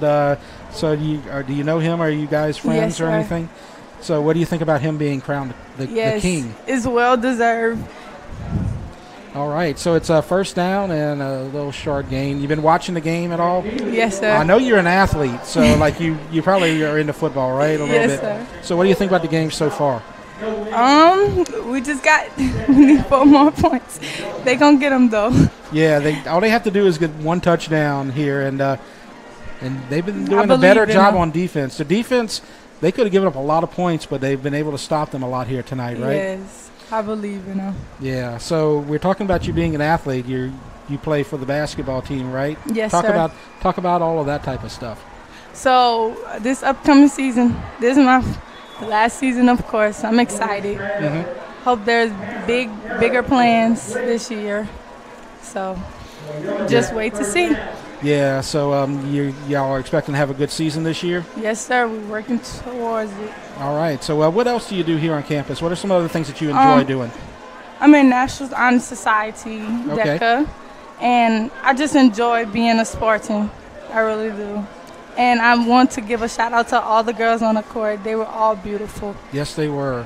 And, it was a great presentation. And you had some stiff competition, but you were a very deserving winner as well. As you see the Yes. run right here as they're trying to get a first down, but they're going to be stopped a little bit short. I know you already gave a shout out to them, and you've already thanked some people. This is your chance to talk to anybody out there, or like make final shout out, final comments to whoever you want out there. Yes, I want to thank my grandparents and my mother for everything. Thank y'all for keeping my head on straight and everything. Just thank y'all. And I want to give another shout out to the people who was over homecoming court. They were very helpful. They helped us understand everything that we needed to help.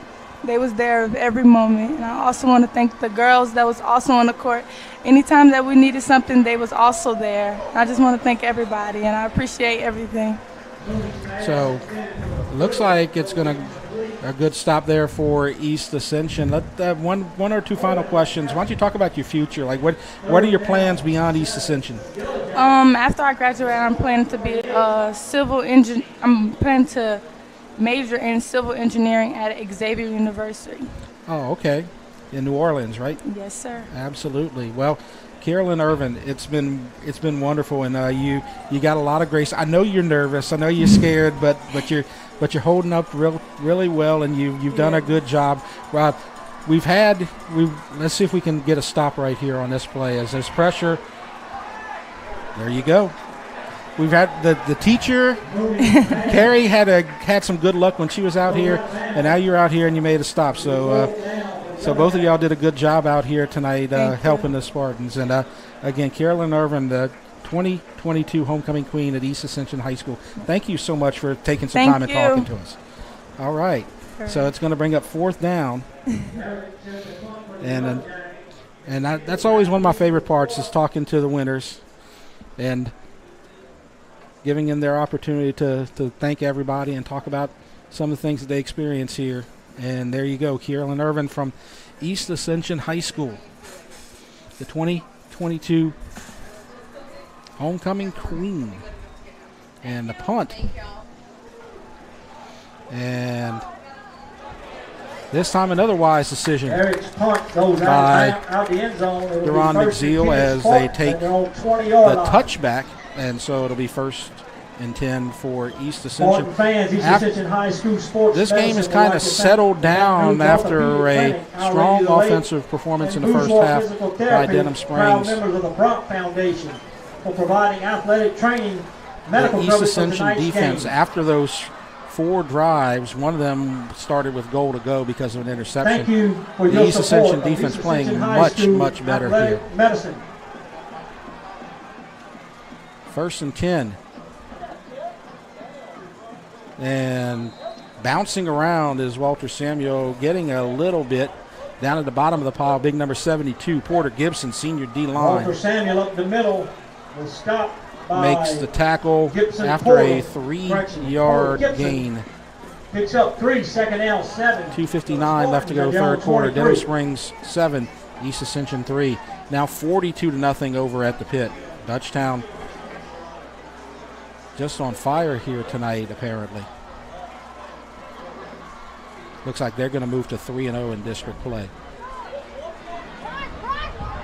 And the quarterback, Foster, just cannot get back to the line of scrimmage as Cambry makes the tackle. And number 24, no gain on the play. Eli DiGirolamo. So it's 3rd and 7. So East Ascension has done a good job keeping this a one-possession ball game, because early in the first half it could have gotten a little bit out of hand, but the East Ascension defense made some stands. Denham Springs special teams missed a couple of field goals, and this is anybody's ball game right here. One mistake, one broken play could turn this game in either direction. And this is Lee now at quarterback, throws a pass complete, and Foster's not pass much. Complete. Loss on the play, as a matter of fact. Samuel brought down. Stop was made. You see Lee, number 9 at quarterback. Butler. And looks like number 99, Elijah Butler, makes the tackle. 22. So it's been a defensive struggle all night. 7-3 is our score. As we go to the end of the third quarter momentarily. It's been a fun game. It's been a great homecoming night so far for East Ascension, as a great punt, best punt of the night so far, and it bounces, and another East Ascension bounce. They flip the field to the 23. Punt is down at the Yellow Jacket 23. 1st and 10, Yellow Jacket. Less than a minute left. When we get to the end of the third quarter, we're going to have some results that we'll tell you about from the Ascension swim meet, which took place a couple of weeks ago. We'll show you some pictures and talk about the results of that swim meet, so stay tuned for that. As Denham Springs takes over on offense.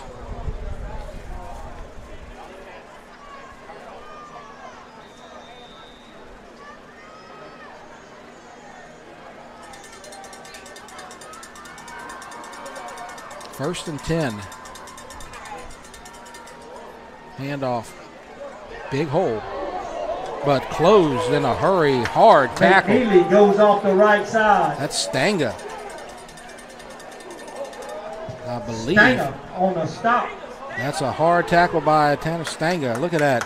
Picks up about Stands 6. him up and knocks him down.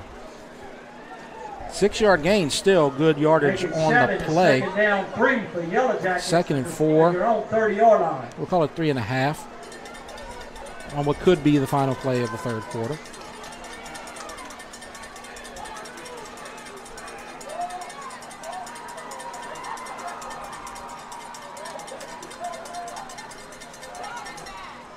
Clock now down to 11. The play clock has not run. They take a snap on the final play. Pressure, sack. Number 30 with the big play right there. Camden Womack. Camden Womack with the big tackle. And that will end the third quarter. East Ascension wins the quarter 3-0. But our score remains Denham Springs 7. East Ascension 3 as we head to the fourth. And like I said, we're going to keep it here for the we're going to keep it here to talk about the Ascension swim meet, which took place at the Jambalaya Park pool 2 weeks ago Wednesday. The fourth quarter for tonight's game is brought to you by Dutchtown Tiger Mart. Boys and girls from all the schools here in Ascension Parish took place. You see, as was mentioned earlier, some East Ascension and Santa Maria representatives right there taking place. The boys, Dutchtown won on the boys' side with 407 points. Second place, Santa Maria with 234. East Ascension with 217. Ascension Christian with 133. And Ascension Catholic with 16. On the girls' side, Santa Maria had 400. They won the girls' meet. Dutchtown finished second with 342. Ascension Christian with 170. East Ascension with 162. And Ascension Catholic finished in fifth. So that was actually 2 days ago, not 2 weeks ago. That just took place on Wednesday. My mistake right there. So 2 days ago this took place on Wednesday. So congratulations to all the participants. And you see some of the EA swimmers that we talked about earlier with Carrie Minge. But again, the big winners on the girls' side, Sandoval, and on the boys' side, Dutchtown. Now we're back to the action. 3rd and 14 after the sack. And a handoff in a big hole, and it's a first down and a lot more to midfield. Out of bounds at the 45. Cam Kelly with the carry. I think everybody in the stadium was looking for a pass right there, one of those rollouts, and they do the draw. And gets past McZeal right there, and just it's a race until he's taken out of bounds. That's a big play. It looked like East Ascension was going to get the ball back in good field position, but now a long run by Cam Kelly, and it's 1st and 10 for Denham Springs.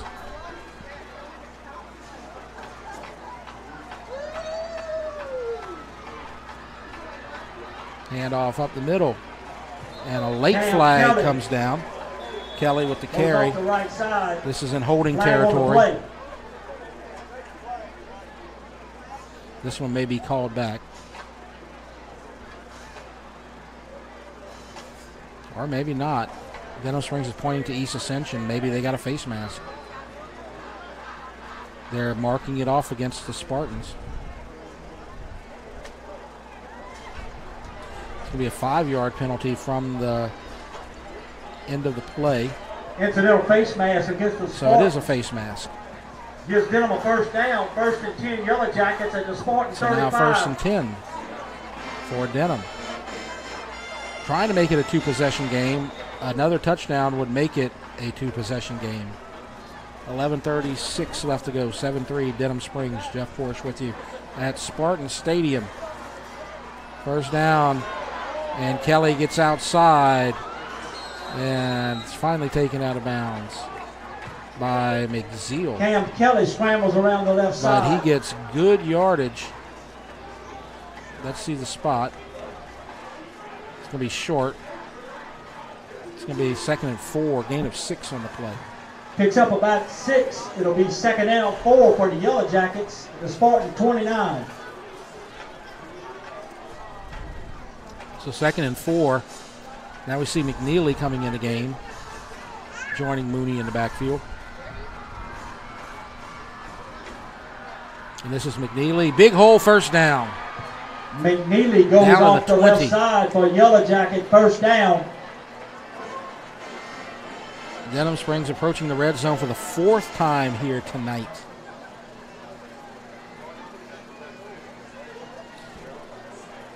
Taken down by number 11, Bryson Green. So they're right at the red zone, 1st and 10 from the 20. 4th red zone trip, only 7 points to show for it. McNeely's dropped that time. Keandre Hayes. Backfield by number 43.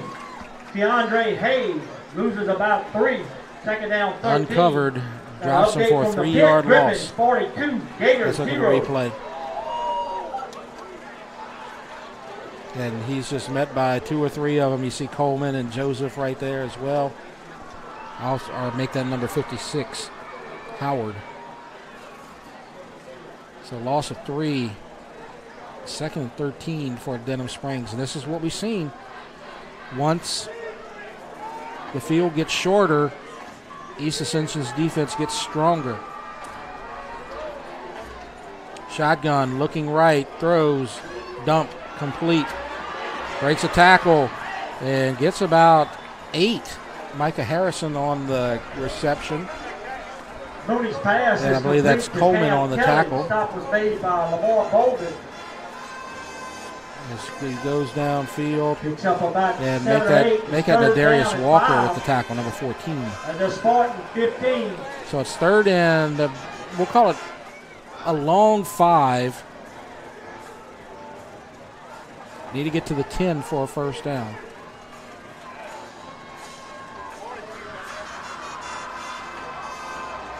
And there's movement.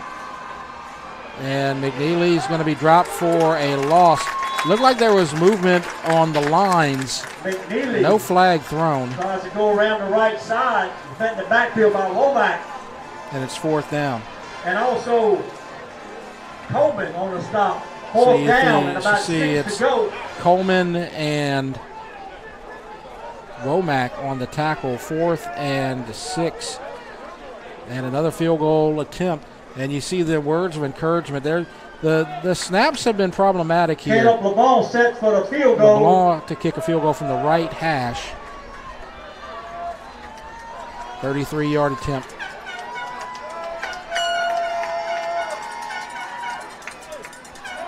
And it's a fake. And into the end zone. There's a receiver down there, but it's overthrown.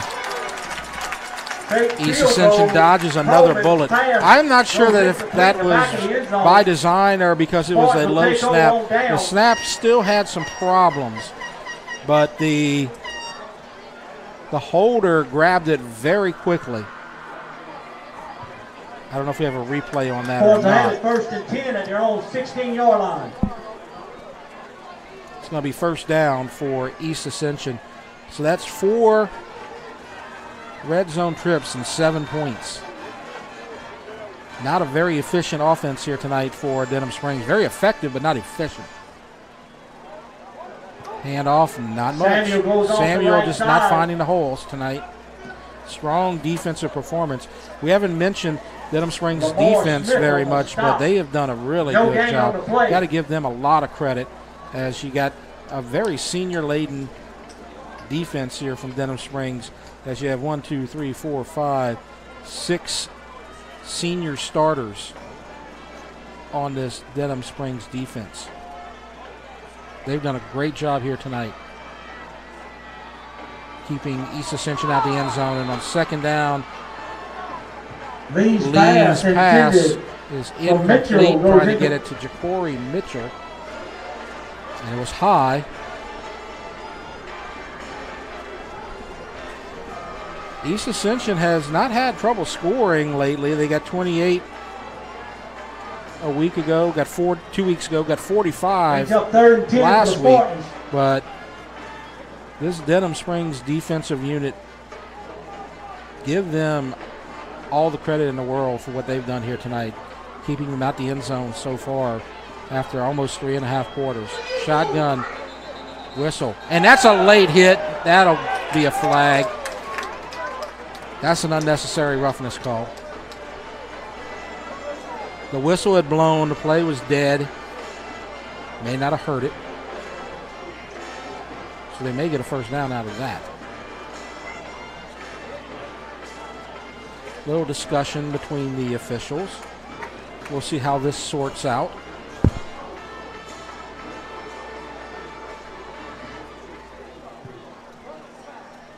Dead ball, personal foul. So there's the personal foul. Timeout, Spartans. So the Spartans call a timeout as we look at the replay, as the ball was whistled dead and pretty much everybody had stopped, but then the late hit. And so East Ascension is going to get a first down out of it at the 31-yard line. Next week, we have a Thursday-Friday doubleheader on Rev. We'll be 2 weeks in a row at Live Oak High School because the games of the week, you see the East Ascension High School the games next week. Dutchtown and Denham Springs is going to be a Thursday game at Live Oak, and then East Ascension will play at Live Oak on Friday, and both those games will be covered by Rev Sports. Sandoval at Walker will be the third game, but those are our 2 games next week out at Live Oak High School. In 2 weeks, week 10, we're going to have the big one here in Ascension Parish. Not the big one, that's EA Sandoval, of course, but it's still a big one, EA at Dutchtown, and then you got Live Oak at Sandoval.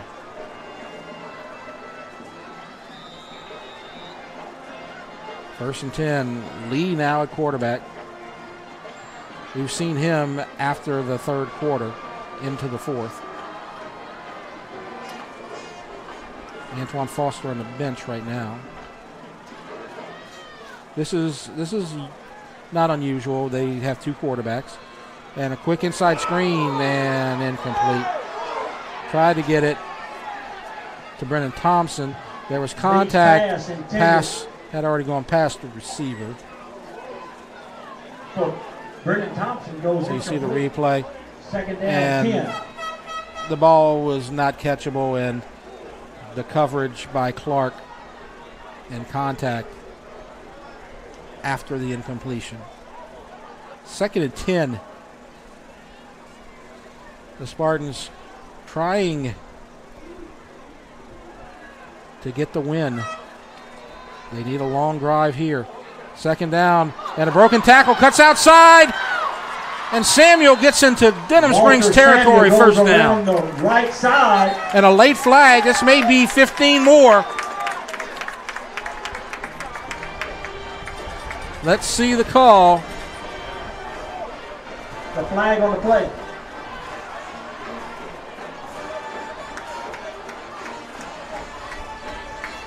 Still waiting. Are they going to call this against EA? Personal foul, Denham.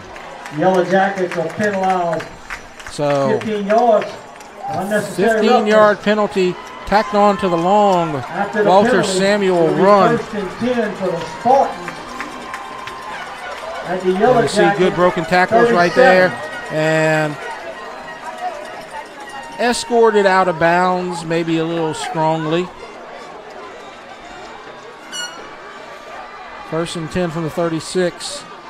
Samuel slips, stays upright, and gets a couple. Walter Samuel.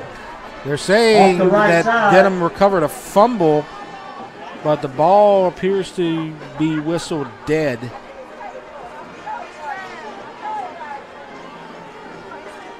That play, Samuel just looked like he had a bit of a struggle from the get-go. He's going to get 3 out of it, though. It's 2nd and 7.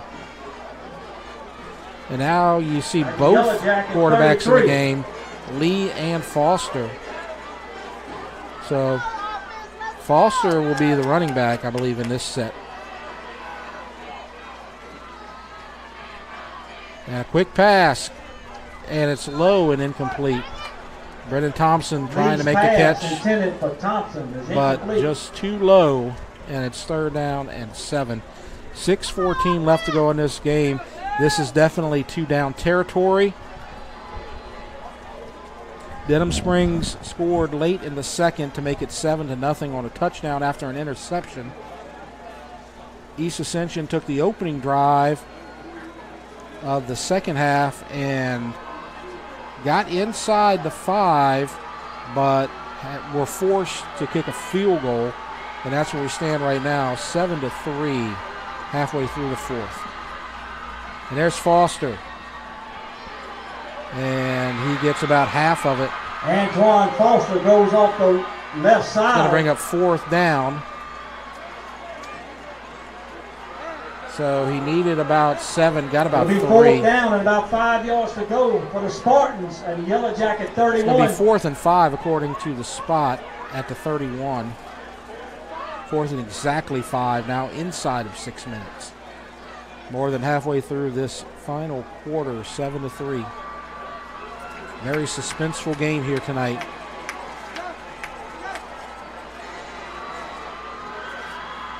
It's going to come down to which team has the most defensive stands. Shotgun rolls out. Lee, pass, caught. First down. Brennan Thompson. Pass is complete to Thompson for Good a job of first down. hitting the ground and making the catch on a low pass by Brennan Thompson. Oh, that's his First and 10 second catch of Spartans the at year. Yellow Jacket 24. He had 1 catch coming into the game, a 21-yard touchdown catch. Now the clock hits 5 minutes. East Ascension has 2 timeouts left. Samuel back in the game with Lee. Looking downfield deep, and nobody's home.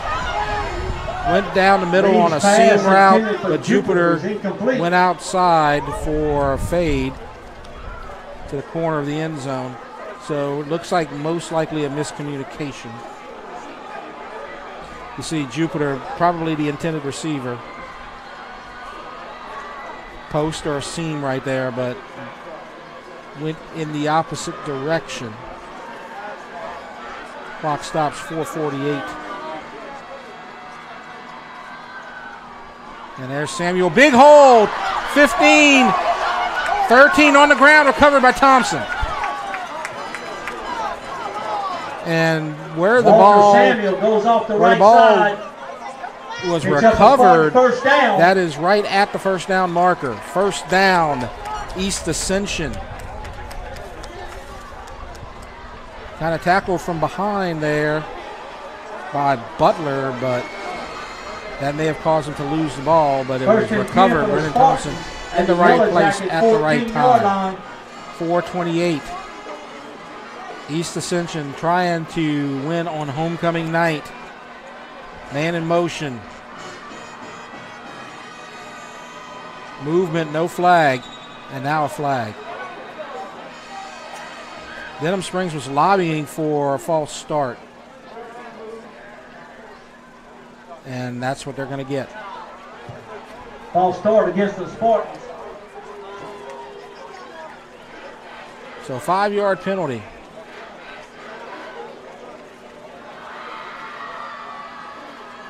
Still in the red zone at the 19-yard line. 1st and 15. Clock running 4:08. Lee at quarterback. Empty backfield. 5 receivers, including Samuel. He's lined up in a slot right. Looking right. Fade. And it's up for grabs. Incomplete. Over the head of Brennan Thompson. Comes up just Lee's pass intended for short. Thompson is incomplete. He's 2nd down and 15. For the pass, good coverage right there by number 12, Mason Varese. And that'll bring up 2nd and 15. This may be East Ascension's last chance to take the lead. Clock becoming a factor, 2 timeouts left.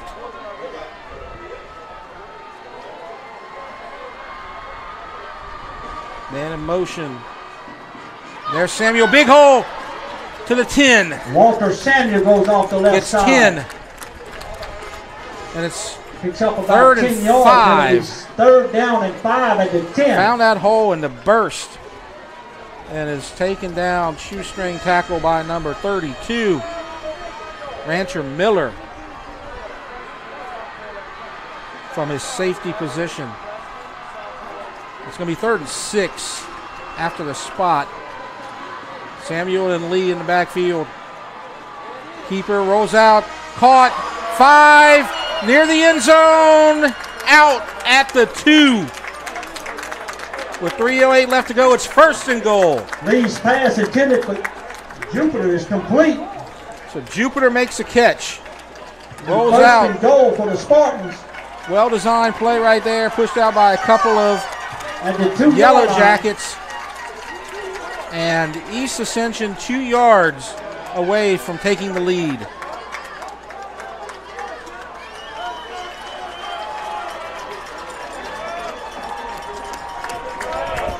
Jalen Lee is going to get the calls at quarterback with Walter Samuel in the backfield.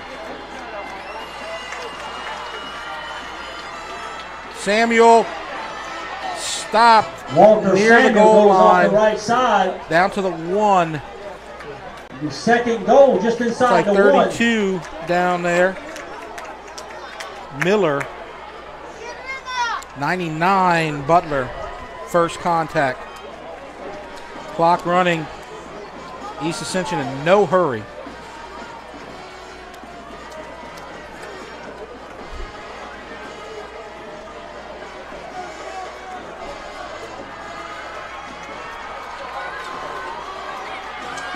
Samuel in the backfield and gets near the end zone. Down short. Down short. 3rd and goal. And this may be an advantage to East Ascension if they can get into the end zone. Number 2 down there, Lamar Smith at his linebacker spot making the tackle. And now we have a timeout. And we want to thank everybody out here, as we said earlier, and congratulate everybody who has been part of this broadcast, especially Carrie Minch helping us out for the 2nd week in a row from East Ascension, talking about homecoming, and of course Kierlyn Irvin, the homecoming queen here tonight. I want to thank her for her interview and coming up here and showing a lot of class and dignity out there with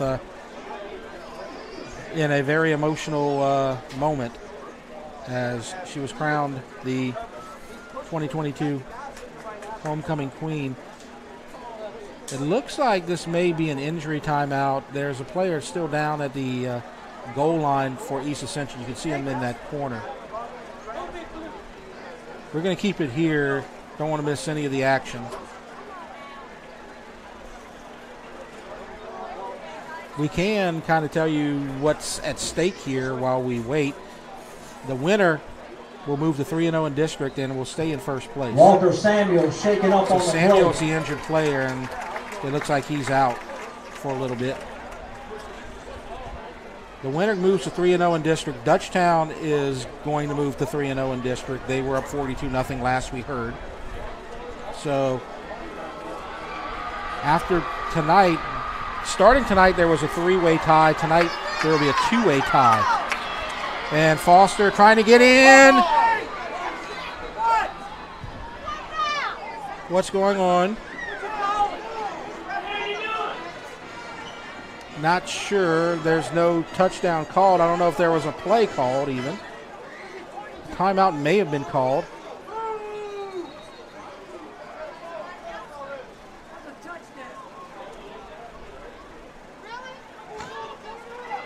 Not sure. Good job of, we're going to wait for that white cap right there.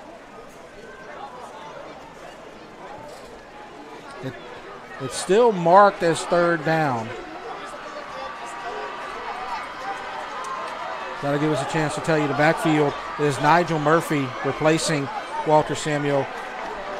Antoine Foster at quarterback.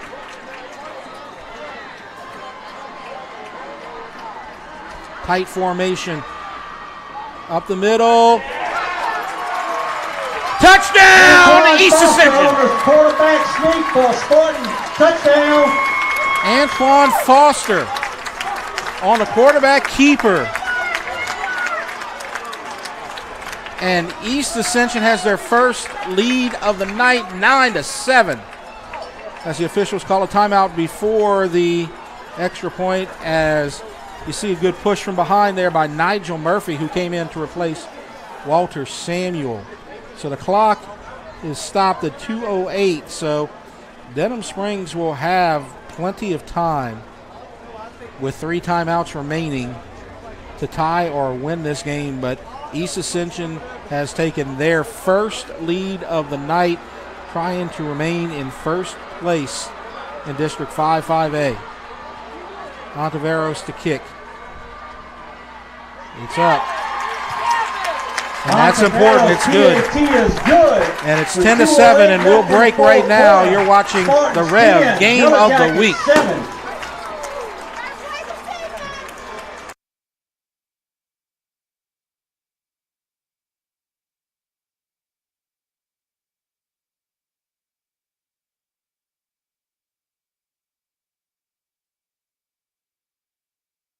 The athletic training staff of East Ascension High School would like to thank Ascension Equipment, Donaldsonville Glass and Body, Gaucher and Amadee, Our Lady of the Lake Health, Piku Builder Supplies, Ross Downing Chevrolet, Walk-Ons, Austin Fire Systems, Eustis Mortgage, SKR Construction, for their support of our EA Sports Medicine program.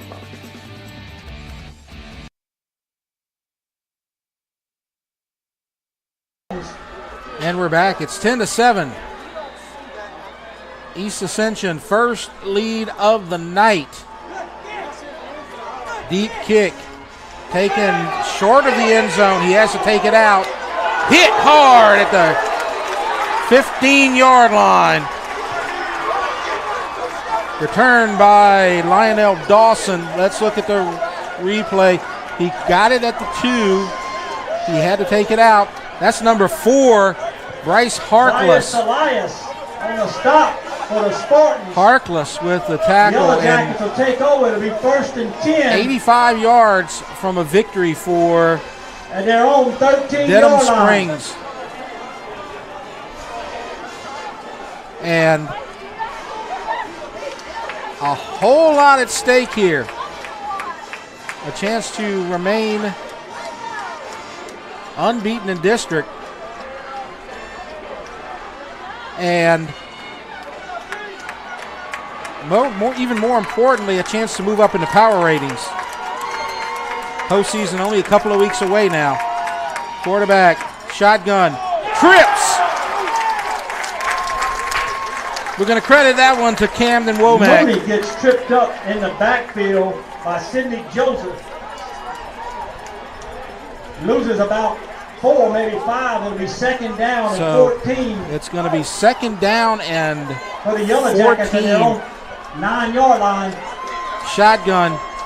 Mooney throws. Complete. Short gain. Goodwin with the catch. Mooney's pass is complete. That's Bouvet taking him out of bounds.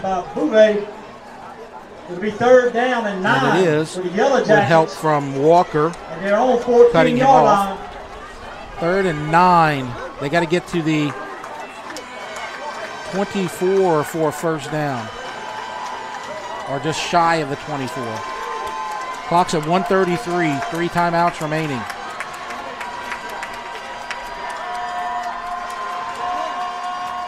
And setting up the inside screen. It worked earlier and it works right here. And it's a 1st down. Harrison with the catch. That inside screen has worked twice here tonight. Good job of reading the pressure. Yellow Jackets at their own 32. From the EA defense. And a timeout has been called by Denham Springs. Let's congratulate again the people who were given the Hall of Fame and Wall of Fame awards here tonight in the 2022 ceremony for East Ascension. You see the Hall of Fame, Nathan Black from 1997. Richard Rayborn, who was honored at halftime. You saw that at the halftime show. Class of 1979. And then the Wall of Fame, the class of 2022 is Brett Hughes and the late Sybil Webb. Congratulations to all of them. They were honored in a ceremony before the game that we covered, and if you were not able to see it, you can see it. Yellow Jackets after the timeout on their own 32-yard line. YouTube on the Rev Sports.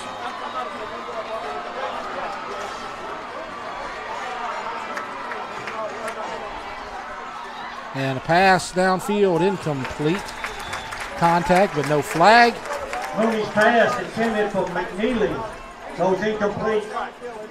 Let's see if there was there a replay on that inside screen that we can keep? No, there wasn't. Okay.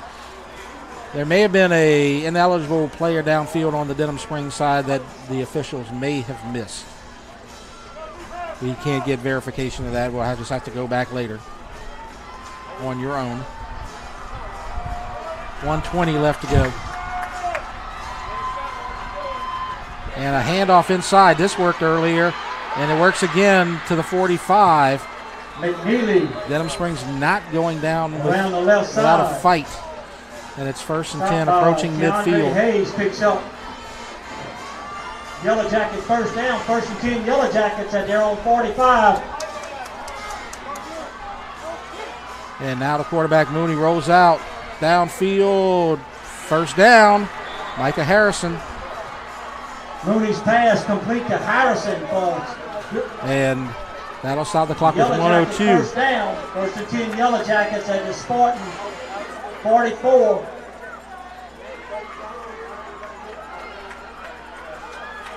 Getting the calls from the sideline. They should still have 2 timeouts remaining. And let's face it, with the troubles they've been having with their kicking game, they probably have to go for the win in regulation. Not sure if they'll rely on their kicker one more time. And it's picked! And he's going to go the distance! 20, 10, 5, touchdown! Joseph Hobney seals it! East Ascension is in great shape to win this ball game, 16-7. Replay. Joseph Hobney. And he goes all the way untouched on the pick.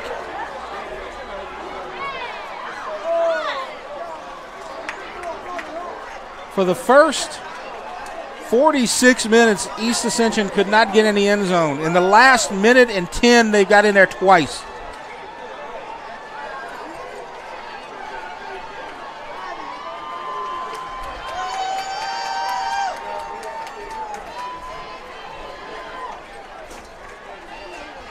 Waiting for the extra point. Ontiveros, PAT. It's good. With 52 seconds left in the game. Spartan 17. Yellow Jackets 7. It's 17-7. And the defense, which has made 3 stops in the red zone tonight, just had the biggest stop of the night as a Joseph Hobney interception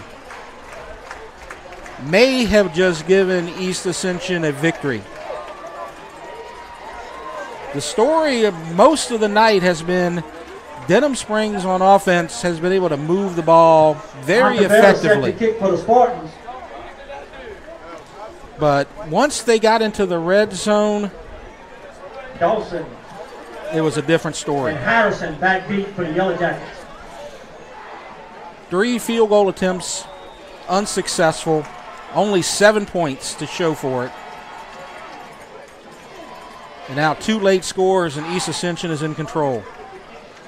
Deep kick to the 7.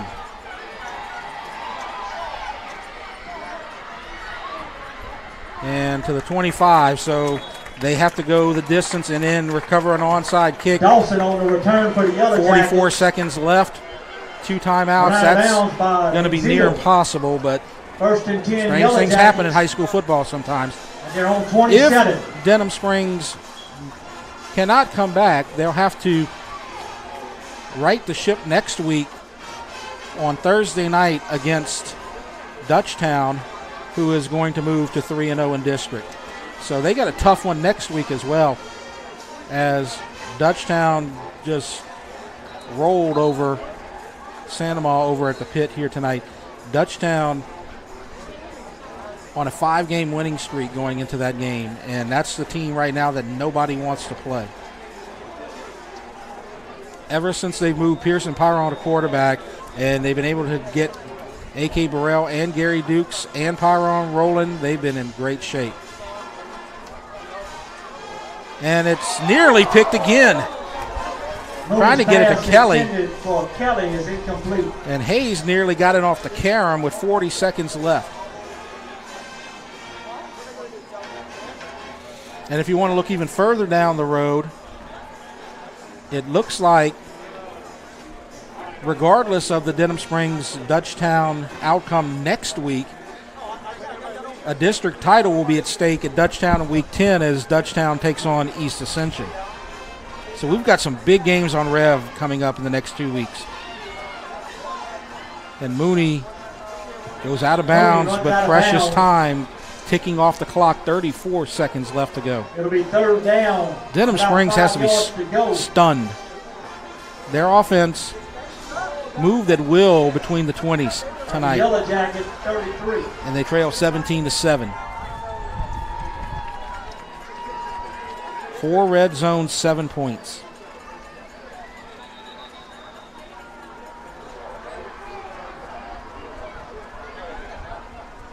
And a whistle. Timeout, Spartans. So East Ascension will call a timeout as Lamar Bolden checks out.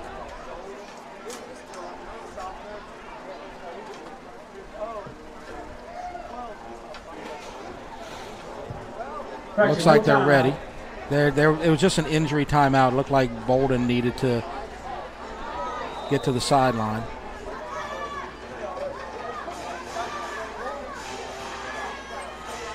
Roll out, pass, out of bounds. Harrison. Pass. 30 seconds. For Harrison. It's fourth down. Fourth down and 5 for the Last Young gasp for Denham Springs. I can't believe how this game just flipped on everybody. 2 minutes left to go. It's 7-3. Denham now trails 17-7.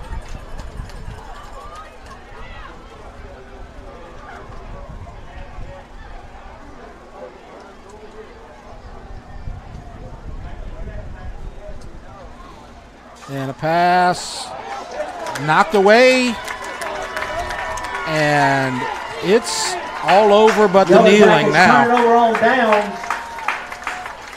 East Ascension did it. And guess who that was? Mr. Pick Six himself, Joseph Hobdy. Think Joseph Hobdy's going to get a game ball tonight? Who am I talking to? I'm by myself. What do you think, Nolan? What do you think, Lyle? Does he get a game ball? 1st and 10. And a little side note that we haven't even mentioned, for the first time all season, East Ascension is going to get to 500. From 1-4 to 4-4. Remarkable turnaround. Coach Darnell Lee righted the ship. And that's with his offense struggling all night. They were able to pull it out. And they're going to improve to 4-4, 3-0. Amazing. Denham, they're going to fall to 6-2, 2-1. But their season not nearly over. They could still win the district title. Or at least get a share of it. Our final score is 17-7. We're going to take the long break right now as I need to catch my breath and check my blood pressure. We'll be right back. You're watching the Rev Game of the Week. Time doesn't stop, and the world keeps spinning. Community, culture, and communications, the powerful circle that connects us together. We're creating the next evolution, a network built for every possibility, moving faster than ever before, streaming us forward into the future. And the revolution is closer than you think. RTC, ETEL, and Vision are now Rev. New name, same company. We just moved, so there's millions of Dahlias in bloom, over 9 acres. When we started, we grew 1/4 acre. Now I'm taking on new projects on the regular. We always dreamed of having this property, so I want to make my yard look as beautiful as largemouth bass. Yep. We've got tons of them, don't we, buddy? There are millions of ways to make the most of your land. How will you make the most of yours?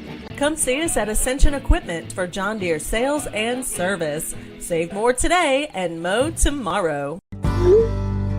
You care about your car. So do we. Donaldsonville Glass and Body has been around for over 40 years, providing unparalleled collision repairs and customer service, especially when you and your car are having the worst day ever. When you demand exceptional workmanship, call Donaldsonville Glass and Body. Free pickup for your collision repairs and get it back as good as new. It's your choice, so why not choose the best? Donaldsonville Glass and Body. The A-Team at Eustis Mortgage, here to serve all your home lending needs. Our company is a Louisiana-based family-owned mortgage company. Our mission is to provide custom-tailored mortgage solutions while educating our clients and providing the highest level of customer service during the transaction. Whether you're buying a home or looking to refinance, we would love to be of assistance to you. The A-Team at Eustis Mortgage is a proud supporter of Ascension Parish Athletics.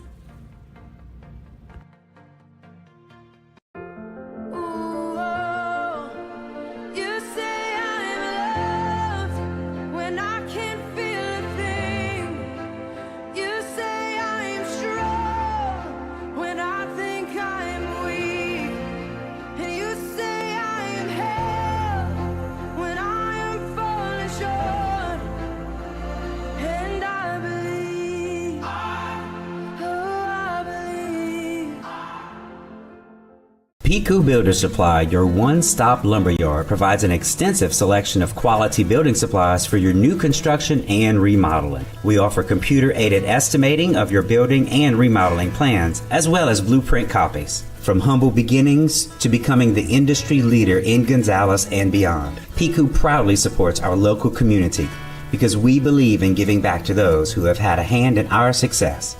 Let the experts at Piku Builder Supply help you with your new project today.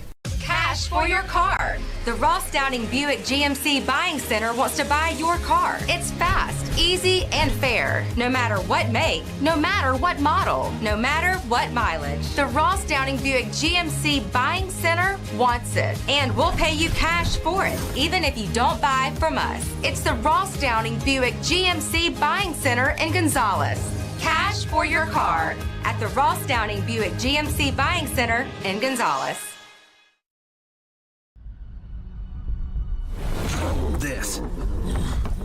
This is a walk-on athlete. They push harder and put their heart into the game. This is the passion we're built on. It's why we put our heart into creating game day with a taste of Louisiana.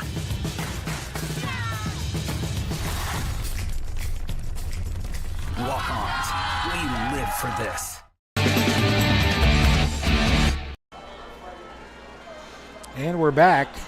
Jeff Porsche with you at Spartan Stadium. You see the final score right there. There was once a famous announcer doing a World Series call, an announcer much better than me, who had the phrase, "I can't believe what I just saw." And that kind of describes the night here, as East Ascension has a 10-point victory in a game where they had 3 points with 2 minutes left in the game. And the Denham Springs offense moved up and down the field but couldn't get in the end zone more than once. Denham Springs offense just could not score in the red zone. 7 points in 4 tries. And East Ascension at the end got the late quarterback keeper touchdown from Foster and then the pick six from Hobdy, and that will end the game. Our final score, East Ascension 17, Denham Springs 7.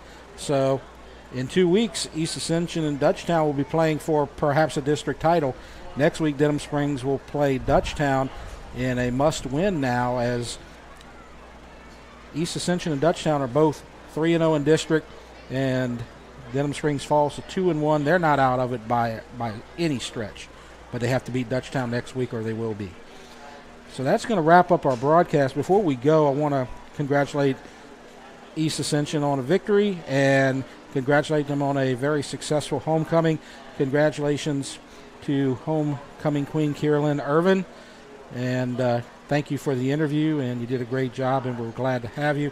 Also, congratulations to the 2022 Hall of Fame and Wall of Fame members, Nathan Black, Richard Rayborn for the Hall of Fame, Brett Hughes and Sybil Webb for the Wall of Fame.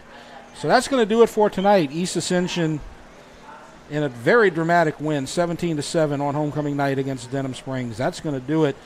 We're done. I need a break. I'll see you next Thursday. Our games of the week next week will both be at Live Oak. Thursday, Dutchtown at Denham, and then Friday, EA at Live Oak. So that'll do it. Thank you so much for joining us, and we'll see you next week. You have been watching the Rev Game of the Week.